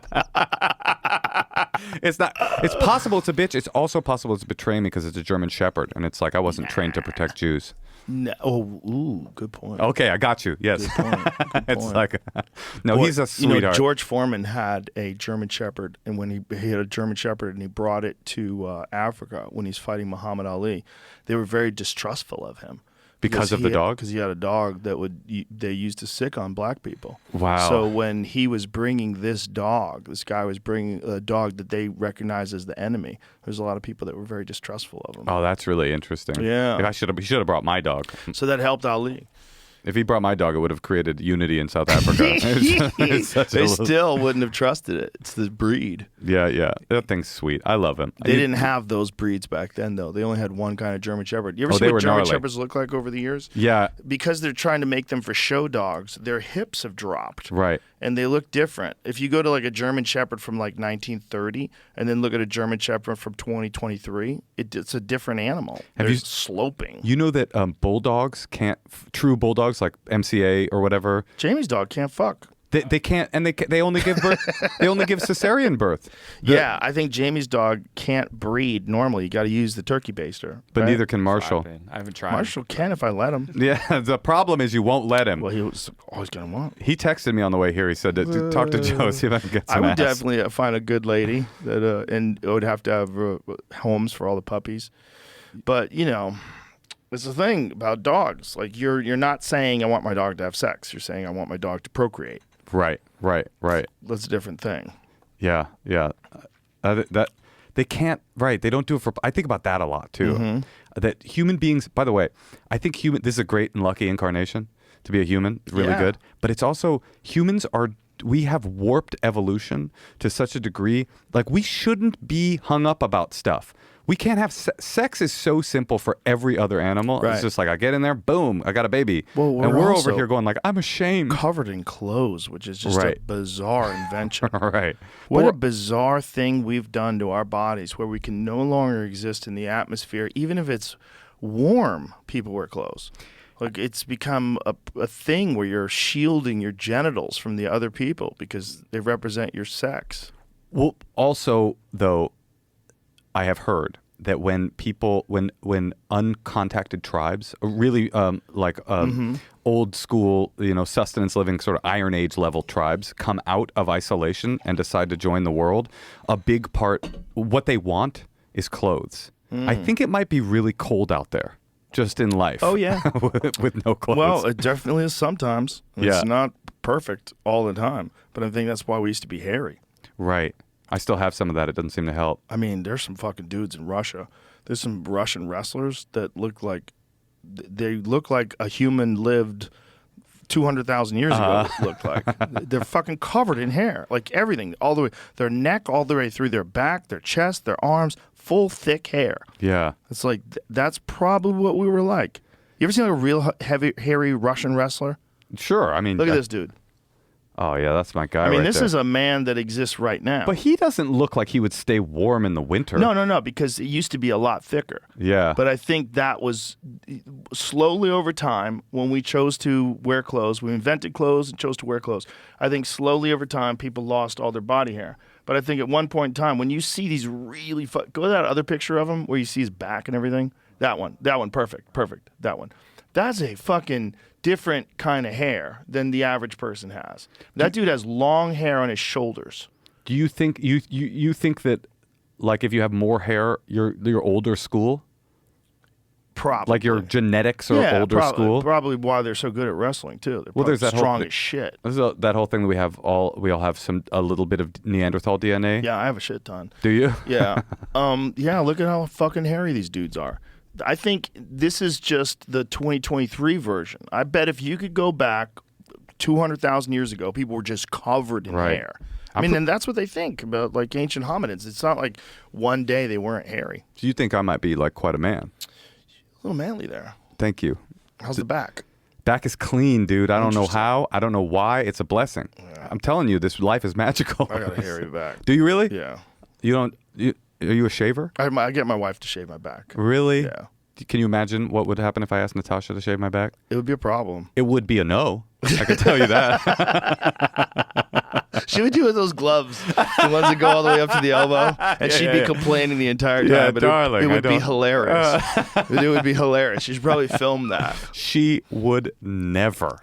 I cannot even. I love Yeah. this image though. Elbow length glove. She's got a custom made razor with golden fucking pearls on it. Face shield. Shaving Oh your yeah, one of the back. COVID shields. Yeah, I get hairy. As do I. Yeah, I get itchy though too. When I get too much hair, it pools up in between my tits, and I get itchy. Do you shave your arms? No, not most of the time, not. But I have a few times. It makes my tattoos look better. I mean, not you don't covered look with very hairy from here. Yeah, they're hair. You can see it. You get close. It's because there's all the tattoos. There's hair. My hair stop. I swear to God, my hair stops here. It's like I have a reverse farmer's tan. Interesting. Yeah. Well, maybe your people for the longest time wore short sleeves. That could be true. That's probably what it was. You really think that? Yeah. I think that's why people have hairy forearms for the most part, but they don't usually have hairy shoulders. Uh-huh. I think that's where it comes from. Evolutionarily. I think the whole thing comes from clothes. I think our whole adaptation to, I mean, if you look at it, like I would imagine urban people, like if collectively people who've lived in urban environments for longer periods of time probably have less body hair than, if you follow their genetics, than people who live in like very cold rural climates, like fucking Canadian men that live in like Alberta. Right. They're probably hairier dudes. It's weird that with what you're talking about, you're kind of talking in a strange way. It reminds me of like original sin too. It's like straight up biblical. Right, like right. We've lost our abilities. The first big event that occurs is something goes wrong, and the human becomes aware of its nakedness. It's not what it's what you're talking about. Not what I'm. It's not about cold. Right. It's about like shame. Yeah. Like what I do believe, in answer to a question you asked me 2 hours ago, like are all of these rules somehow connected to a functional, nearly scientific corollary, right? Like trichinosis or whatever. Yeah. I do believe that on some level, every bit of biblical information, every bit of religious information, it has some sort of allegorical and metaphorical connection to our past. Like, what does it mean that Adam and Eve saw their nakedness and realized they were naked and decided to cover up? It speaks to like a historical truth.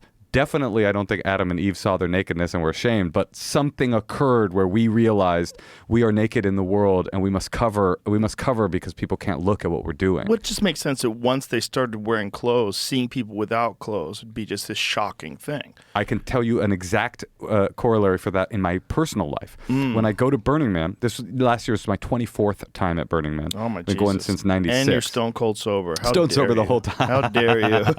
I'm the guy. I'm the designated driver. When I get there, a lot of nudity, less so every year as things get a little bit more sanitary there. But over the years, lots of nudity. It was one of the primary characteristics. Women running around naked, everybody naked.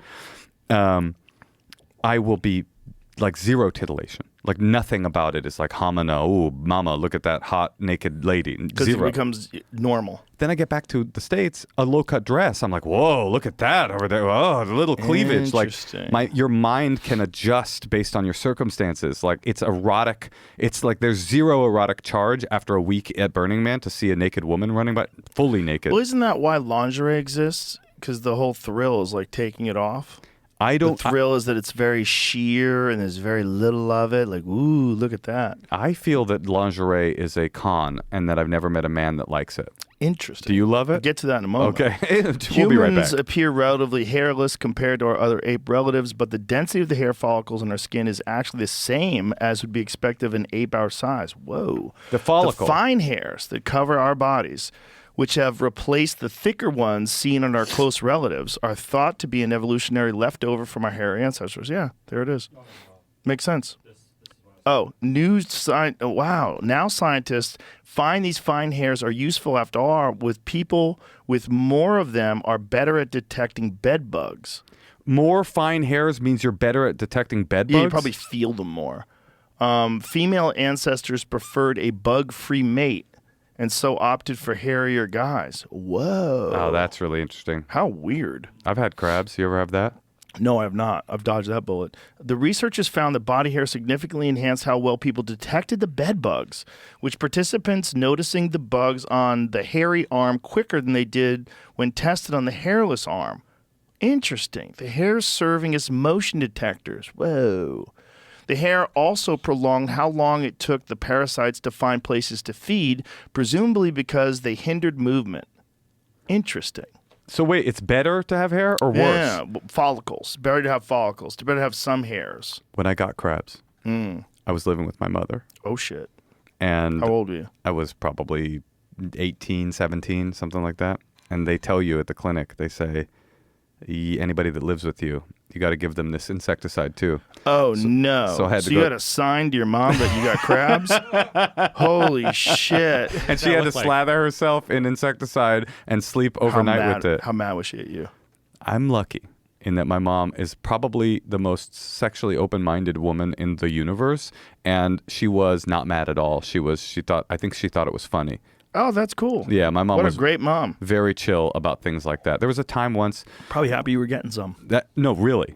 She used to sit my brother and I down on Tuesday nights and read to us from a book called Boys and Sex. Whoa. And she was just like open. When she found porn, when I hit puberty and she found porn, she took the porn and rather than yell at me, she brought me to like a lesbian, like a vibrator, a feminist vibrator shop. And she said, you can pick any of the lesbian text-based erotica that you want. She wanted to make sure if I was looking at porn, it would have like 90 pages of prose poetry before we got to the good stuff. That's the kind of woman my mother was. She didn't care at all. Very open-minded. Well, that's lucky, especially in the crab situation. Well, definitely in that situation. The whole idea of VD killing people is so strange. But like that's a lot of the ways people died back in the day. It was syphilis. Right, syphilis. Yeah. Well, you couldn't treat it, right? This was nothing they can do before right. Antibiotics and penicillin and all that shit. Yeah. What the fuck did they do? I mean, that's literally your skin rotted out. I've never had any of those. I've only had the bugs. I don't think people get it anymore. If they do get it, they can cure it. Is that true? No, people must syphilis? still get. Yeah. Yeah, you can get it, but I think they can cure it now. It won't kill you. No, I think they just give you penicillin, I believe. Do you know that rabies, not to change the subject, kills everybody. It will kill 100% of people that display symptoms. Like kills everybody. It's crazy. Yeah, if you get bit by something with rabies, you have to take painful shots. I think they go into your stomach. I think it's a large needle that goes into your stomach. And I think you have to do it multiple times. And I think if you don't do it within a certain period of time, you're done. There was a crazy story about the first person who ever survived symptomatic rabies that I heard on, I think, Radiolab. That basically she started displaying all these symptoms and like fear of water, rage, all that kind of stuff. And that's fatal 100% of the time. Yeah. But anyway, her parents took her to the doctor and they go, This really made me laugh. It's tragic, but it made me laugh. The doctor's like, has anything unusual happened? Anything that you think could have maybe brought this about? And they're like, no, nothing we can think of. And nothing, not bitten by a dog or a bat. They go, oh, no, yeah, she was bit by a bat. Is that what you're talking about? Oh, yeah, she was bit by a bat. She was at church and a bat flew under her nose and bit her. It's like, yeah, I think that might have been the inflection point. But anyway, they put her into a coma because something weird about rabies, apparently, like your body, it's kind of what we're talking about with human evolution. Your body can beat it, but I'm not going to articulate this well. Your body moves to beat it, but it moves at just below the speed of the virus. The virus moves faster than your body's ability to beat it. If the virus was slower, then your body would cure it, but it goes faster. And so they put this girl into an imposed coma and slowed down somehow in ways I don't understand. Slowed down her system in such a way that the rabies went a little bit more dormant, and then her body was able to supersede the speed of the virus. Can they still do that? They do it regularly now, but it doesn't work. It's not like a universal cure, I guess. The Milwaukee Protocol recommends inducing therapeutic coma by ketamine and back to the rave scene. There it is, midazolam during rabies participants the first week of ICU admittance. So yeah, it's a system now, and it doesn't work like well, but it works a lot better than the ability of the natural host immune response to clear the rabies virus if the patient is supported through the intense exotoxic phase is the basic premise of this strategy. So that makes sense too, because you'd be able to hydrate them, because one of the things that happens to people, they no longer can drink any water. Fear of water. They just start throwing it up as soon as it gets in their mouth. They said in that podcast that rabies presents this in the way that an ancient, and by ancient, like million-year-old disease it doesn't feel similar to the more modern diseases and pathogens that we have in our systems now. That the way it presents is like it's like an ancient killer. Ooh. It's like a ghost of our past. It's crazy how common it is in the animal kingdom too. Right. And it's really wild that it gets animals to bite you, to give it to you too. That's why it feels evil, right? It doesn't just feel like a sickness, like a vampire. Yeah, right. Minnesota man, first reported fatality due to rabies in the United States, despite receiving appropriate post-exposure prophylaxis, according to a recent article published in Clinical Infectious Disease. Oh, he was 84. 84-year-old man who died in 2021, about 6 months after waking up in the morning while a rabid bat was biting on his right hand. Now, this is what we should be afraid of. Bats. This is the scary thing. Think about it, but it is rabies, right? Because it is vampires. Because vampire bats. I think you're right. And they're scared of water. It all seems like animals. People used to use garlic to keep bats away. Is that true? It's not 100% effective, but that's medieval times. That's really probably interesting. The vampire thing is probably rabies. How do we solve this? Bam. We did it. We did it, dude. Dude, rabies, by the way, is like the fact that it killed. That article said it killed the guy who took the appropriate. Yeah, but he was old. If that happened, we're fucked. You know about the Tasmanian devil? Mm-hmm. Yeah. They're all dying of a contagious face cancer. Yeah, it's like a VD, right? Is that what it is? It's a cancer, though. Right, it's Imagine cancer goes contagious. Right. That's the scariest thing I've ever heard in my life. The fact that it can exist in one animal means it could exist in all of them. Very, very scary. What is it from? Okay, Tasmanian devils are affected by two independent transmissible cancers known as the devil facial tumor and the devil facial tumor 2. Both cancers are spread by biting and cause the appearance of tumors in the face or inside the mouth of affected Tasmanian devils.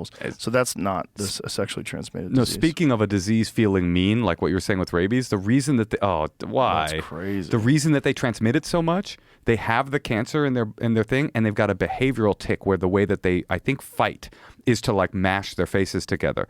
So they have the confluence of the disease that can spread that way and the behavioral tick that allows it to spread. These viruses are just like us. They want out. They want to live. They want to survive, you know, and they will somehow weirdly find a way to spread themselves. So that's why variants are so strange. Like the virus will find out that you have some immunity to some certain aspect of it, and so they just slightly change, so it sneaks past your immune system. I had a weird, very cosmic theory about the pandemic and COVID. I know that you don't cotton with conspiracy theories about COVID, but I do. No, I'm joking. This is more sort of metaphysical though. When we were raised, our like I remember being told to wash my hands like all the time, right? But I don't really feel like I told my kids that. Like it wasn't like, it used to be like almost religious, like wash.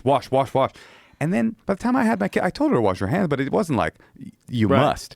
And then all of a sudden a new pathogen came into the human genome, and it was like, I mean, obviously I don't think that washing hands is that big of a deal with COVID, but I had this thought, what if viruses go like dormant until we kind of because the reason, this is my big weird theory, the reason that we were told wash is residual trauma from Spanish flu. This is my theory here, right? It's like your grandparents lived through that, and then they embedded it in your parents, like wash your hands, it's super important, and then it got to you. And then it started to fade away a little bit, and then all of a sudden you have a new pathogen. I was like, what if these viruses have a little, like a weird sort of animal consciousness of like, okay, they've forgotten about the washing hands thing, let's pop up into the human population. Anyway, I know it's a little kooky. Yeah, that I don't think that's it. The Spanish flu one's weird because, you know, the people didn't really die from the Spanish flu. They died of other diseases that they got while they had the Spanish flu. Like, what did they die of? They died of meningitis? There was a bunch of different things that people died from, all of which would be cured by antibiotics today. Do you know how it got the name Spanish flu? This is an interesting story.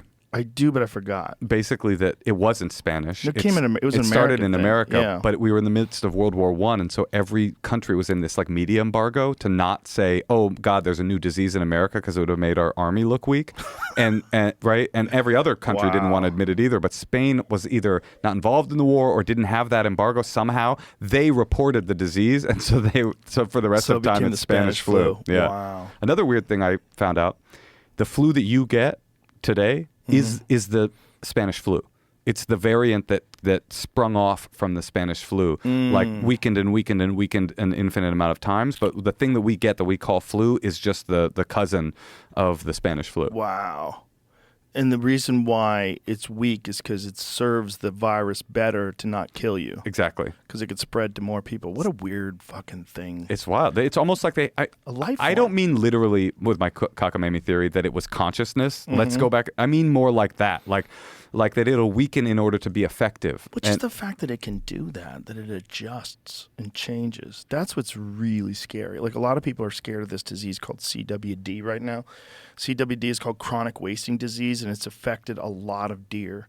And there's deer all over the country that have this chronic wasting disease, and it hasn't jumped to humans. I think it has jumped to some mice.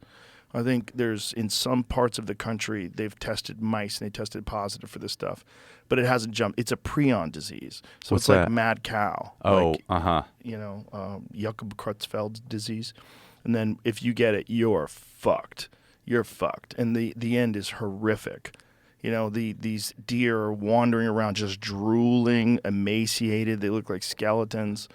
And they're just like zombies. I don't like this chronic wasting disease. Well, it's one very bit. scary. It's all these things are scary because occasionally they jump. Right. Because these things, they can figure out a way to change. They morph over time. It's not if, it is when, with pathogens jumping into it will happen. Especially with large-scale agriculture. Right. And the thing about large-scale, especially industrial agriculture, is it's very unsanitary. It's fucking disgusting. Yeah. And just like how the plague was started in all these different parts of the world because people were shitting in the streets and living in filth and no sanitation, and that's probably exactly how it starts with them as well.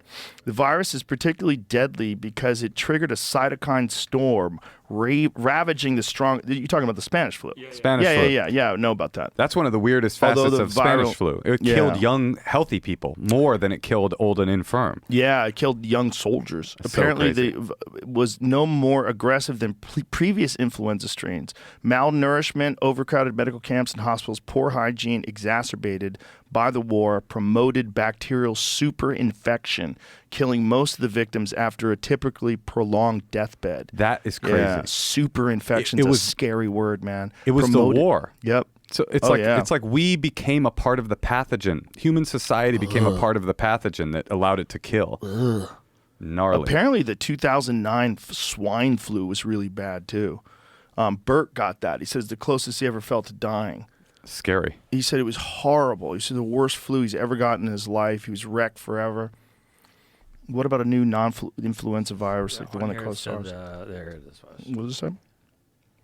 However, as historical records dating back to the 1700s show, every 10 to 40 years, the world suffers a global flu pandemic, the result of a major antigenic drift. The virus mutates so much that the human body no longer recognizes it and is left defenseless. Whoa.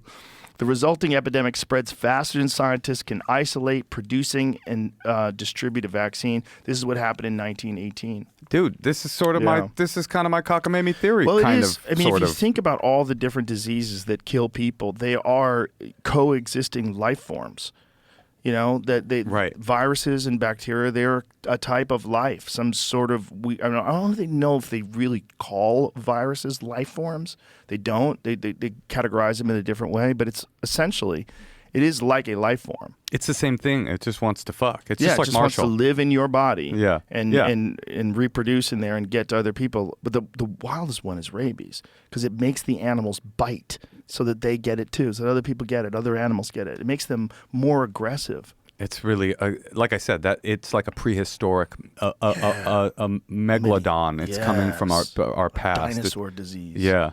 Ugh. Well, that was the premise of 28 Days Later. Right. Remember that movie? Right. Yeah. That they movie, created actually. one and Yeah. gave it to chimps, and the chimps are just biting people, and people are biting. I showed you this That movie before, fucking but rules, man. I is do from- love that movie. The Great Manure Crisis of 1894. This also caused a lot of disease problems. Yeah, the streets, because everyone had a horse, were filled with shit. That's all that's all horse shit. Oh, Look is at, that- click on that one up there that has a text below it. 99%. Yeah, that one. Look at that. That's manure. That's shit all throughout the street. So you're smelling shit. Everyone's getting shit in their nostrils. You're getting if you're smelling it, that means that some of that is getting in your body. You're inhaling shit. There were vacant lots where it was piled over 60 feet high. Oh! But on a positive note, that prankster on TikTok, this was a glory year for him. He was able to find buckets of shit right at his very feet. They didn't have YouTube back then. He really could make a living. I mean, I don't think he's making a living. I think he's arrested. Yeah.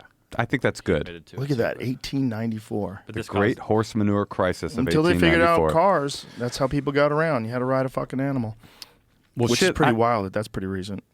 What's that? That until like 200 years ago, you had to ride a fucking animal. It's wild. And in that Poor Things, there was I think it was historical, sort of semi-historical. There was a combustion engine cab, but it was a stagecoach with a fake horse head on it.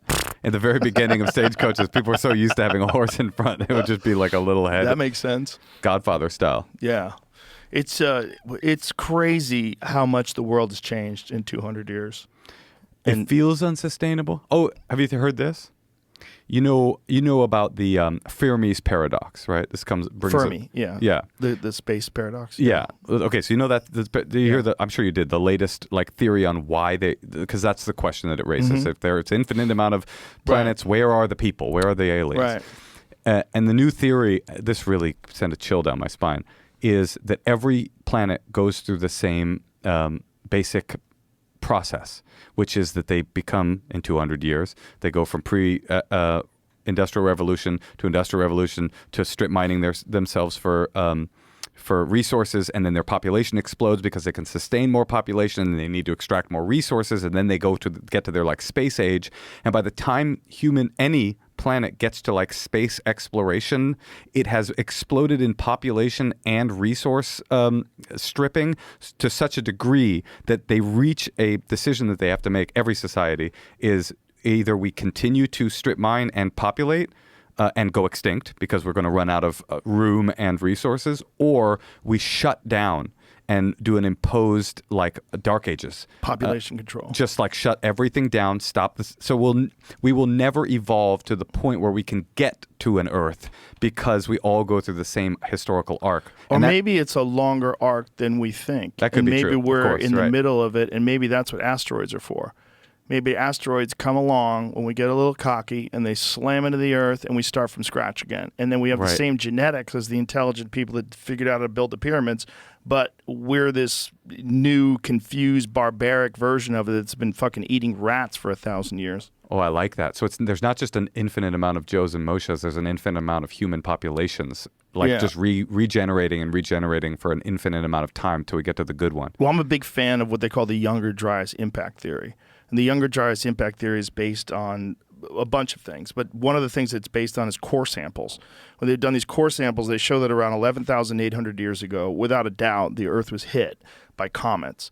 And they think this is what happened that stopped the ice age. This is why the polar ice caps that there used to be ice covering North America, half of North America be a mile plus sheet of ice. That Yeah. was, and then it all stopped very quickly, and it also caused the death, the extinction of 65% of the mammals that lived. Right. I've heard about that. Yeah. And they think the people that are proponents of this theory, like Graham Hancock and Randall Carlson, they think that human beings had achieved a very high level of sophistication in probably a different direction than we have now, and that's the pyramids, that's Göbekli Tepe, that's all these ancient structures that they don't understand how people could have explained or built, a long fucking time ago that we can't do now. Right. And that's what happened. The impacts happen, and then society rebuilds thousands of years later. Right. So thousands of years of barbarism, and then 6,000 years ago in Mesopotamia, written language emerges, agriculture.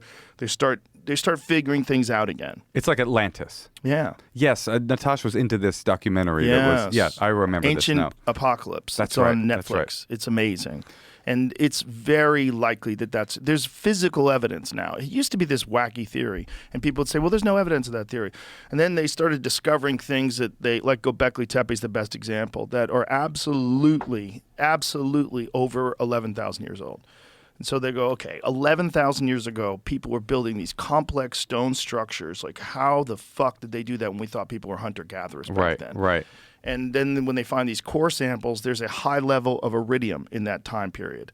And that's very common in space and very rare on Earth. And it's like a sheet of it. As long as also with a sheet in a lot of these areas, it's just pure carbon, where it seems like everything burned. And so it's very likely that we were pelted. And it's very likely it's going to happen again. Every June and every November, we pass through this comet storm. You always do this to me. You're the one that told me about the supervolcano. Yes. And I haven't been able to stop thinking about it You since. should think about it. Why? What good does it do me? It doesn't do you any good, but it's good to know that every 600,000 to 800,000 years, Don't read. Yellowstone goes. Don't and when re-up this Yellowstone information. goes, Go. It's a wrap. Oh, it's a man. continent killer. Oh, I don't want that. I don't Every- want wasting disease. I don't want continent killer. And Yeah, you don't want either other one of those. things I don't want. But maybe those are the things that keep us from getting to the place where we nuke each other into oblivion.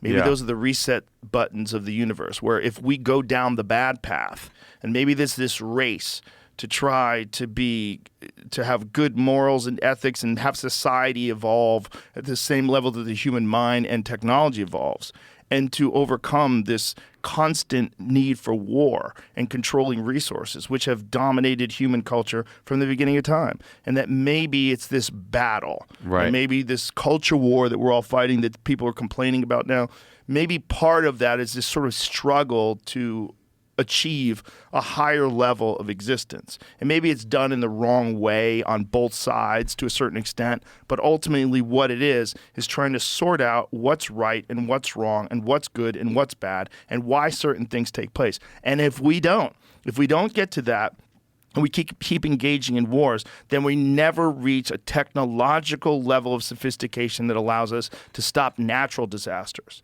Right. So if we can get to a point where we can knock asteroids out of the sky and do something to release the pressure of the supervolcano and figure out a way to not have people starve and all those things could be accomplished if we get to a certain point. And I think we're in a race. I think AI plays a gigantic part of that race. I think the race just got really fucking weird. That's what I think. Yeah. Neuralink. I mean, the doomsday scenario of AI. And by the way, you're an optimist. That's interesting. I didn't know that. It seems like you're kind of an optimist. I'm optimistic. I think human beings generally, society, if it exists long enough, there's always going to be terrible moments, but ultimately people want the same thing. They want their community to be good. They want their friends to live. They want their families to live. You're terrified of other people that might want to take from Right. you the thing that gives you joy and happiness and community and love. But ultimately, I think we're going to figure out a way, if human beings can exist long enough, where we can work things out much better than we're doing right now. I think one of the things that hinders our ability to work things out is just like you were talking about sign language, like that your sign from America is different than the sign from the United Kingdom. I think if we develop a universal language through translation, through technology, we will eliminate a lot of miscommunication and a lot of this failure to understand each other, because we look at each other as the other. We look at each other as something that's very different than us. Right. And they're already doing that on Samsung phones. Samsung phones, the new Galaxy S24 Ultra comes out with AI. And one of the features of AI is a translate. So we can sit apart from each other. And in real time, this thing could take if you're speaking French, In my you can do it in your ears, in the headphones, or you could do it on the phone in written language. Yeah. It does both.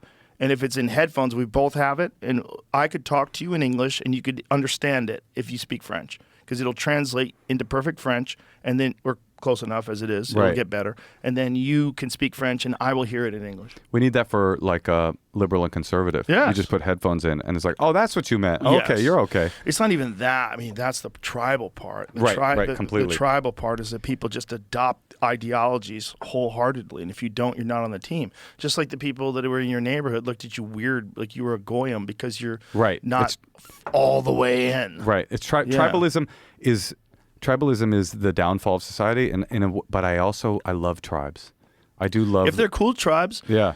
we just need charitable, conscientious tribes that are kind to other people. Right. And just enjoy the differences instead of thinking the differences as being like some sort of a negative. And that's what you're saying, is that we're evolving towards a situation Yeah. where, with a universal language, or at least a universal understanding, you can see someone that's different and think that they're not. What do they say? The difference between "isn't that awful" to "isn't that interesting"? Yes. And then because we're in a growth phase, you're going to go through overcorrections. I think a lot of the cultural war that we're involved in, right, all the craziness that's happening in society, it's an overcorrection. And then people are going to get fed up with it, and they're going to move into a more conservative direction. And then they'll get fed up with that, and then they'll move to a more liberal direction. And it's like it goes back and forth because we're trying to figure out what's the right way to do it. And we're basing life on what we were taught by people who didn't know what the fuck they were doing, which Right. is most of our parents and most of their Right. parents.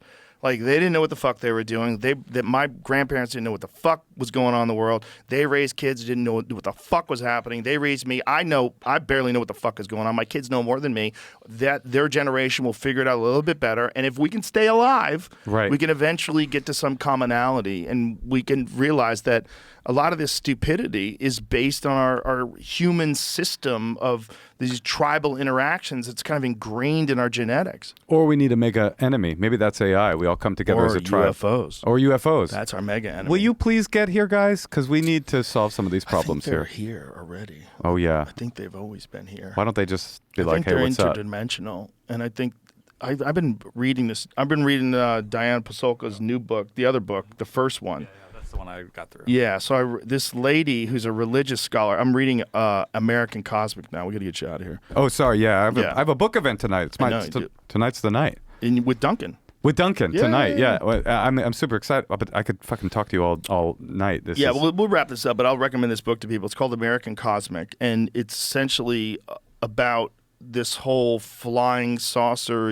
I just did a whole podcast with the woman, but now this is a previous book that I'm reading, and it connects it to religion, and it connects it to the stories in the Bible of Ezekiel, that Ezekiel is essentially seeing a UFO, and that these things are not just a physical thing, that there's some sort of a psychological aspect to them. There's some sort of a frequency that we connect to occasionally as human beings, as thinking creatures. You're saying we get to a state of kind of enlightenment where the dimensional portal opens up for a split second, and that's what we see. I don't know if you would call it enlightenment. Or frenzy? Spiritual frenzy? A state of being able to receive whatever the frequency these things operate on.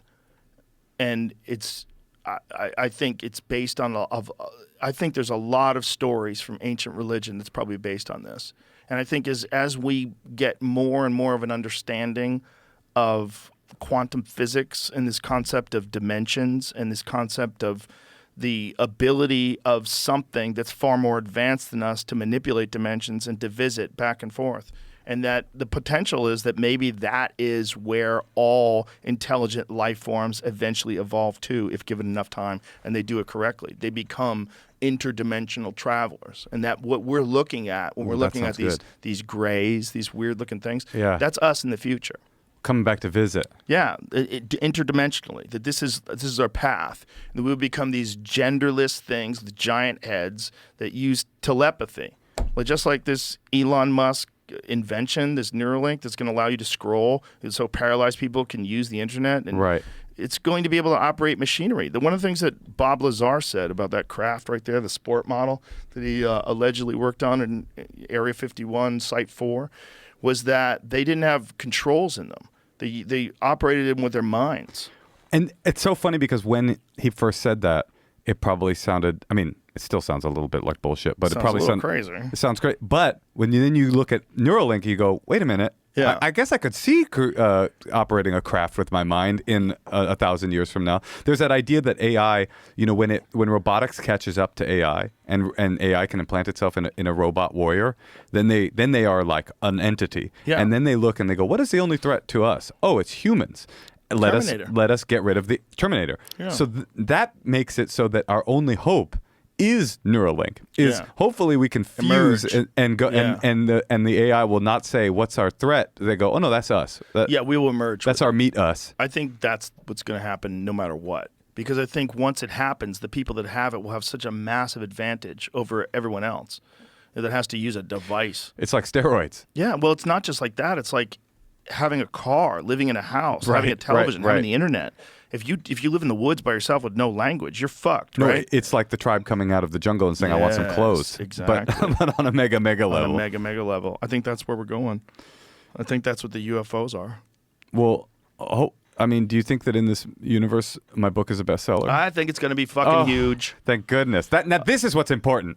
There it is right there. Subculture Vulture, a memoir in 6 scenes by Moshe Kasher, available now. Did you do the audiobook? I did do the audiobook. Yes. Yeah, I did. God, you let an actor do it. That'd No, suck. never. Although what's really funny is there's Did a they part. try to pressure you to do an No. They wanted me to do it. I think good. they like when comics do it. But there's a Thank funny God. part in there where my friend Larry, early in my life, throws me up against a wall at an AA meeting and tells me to stop saying the N-word.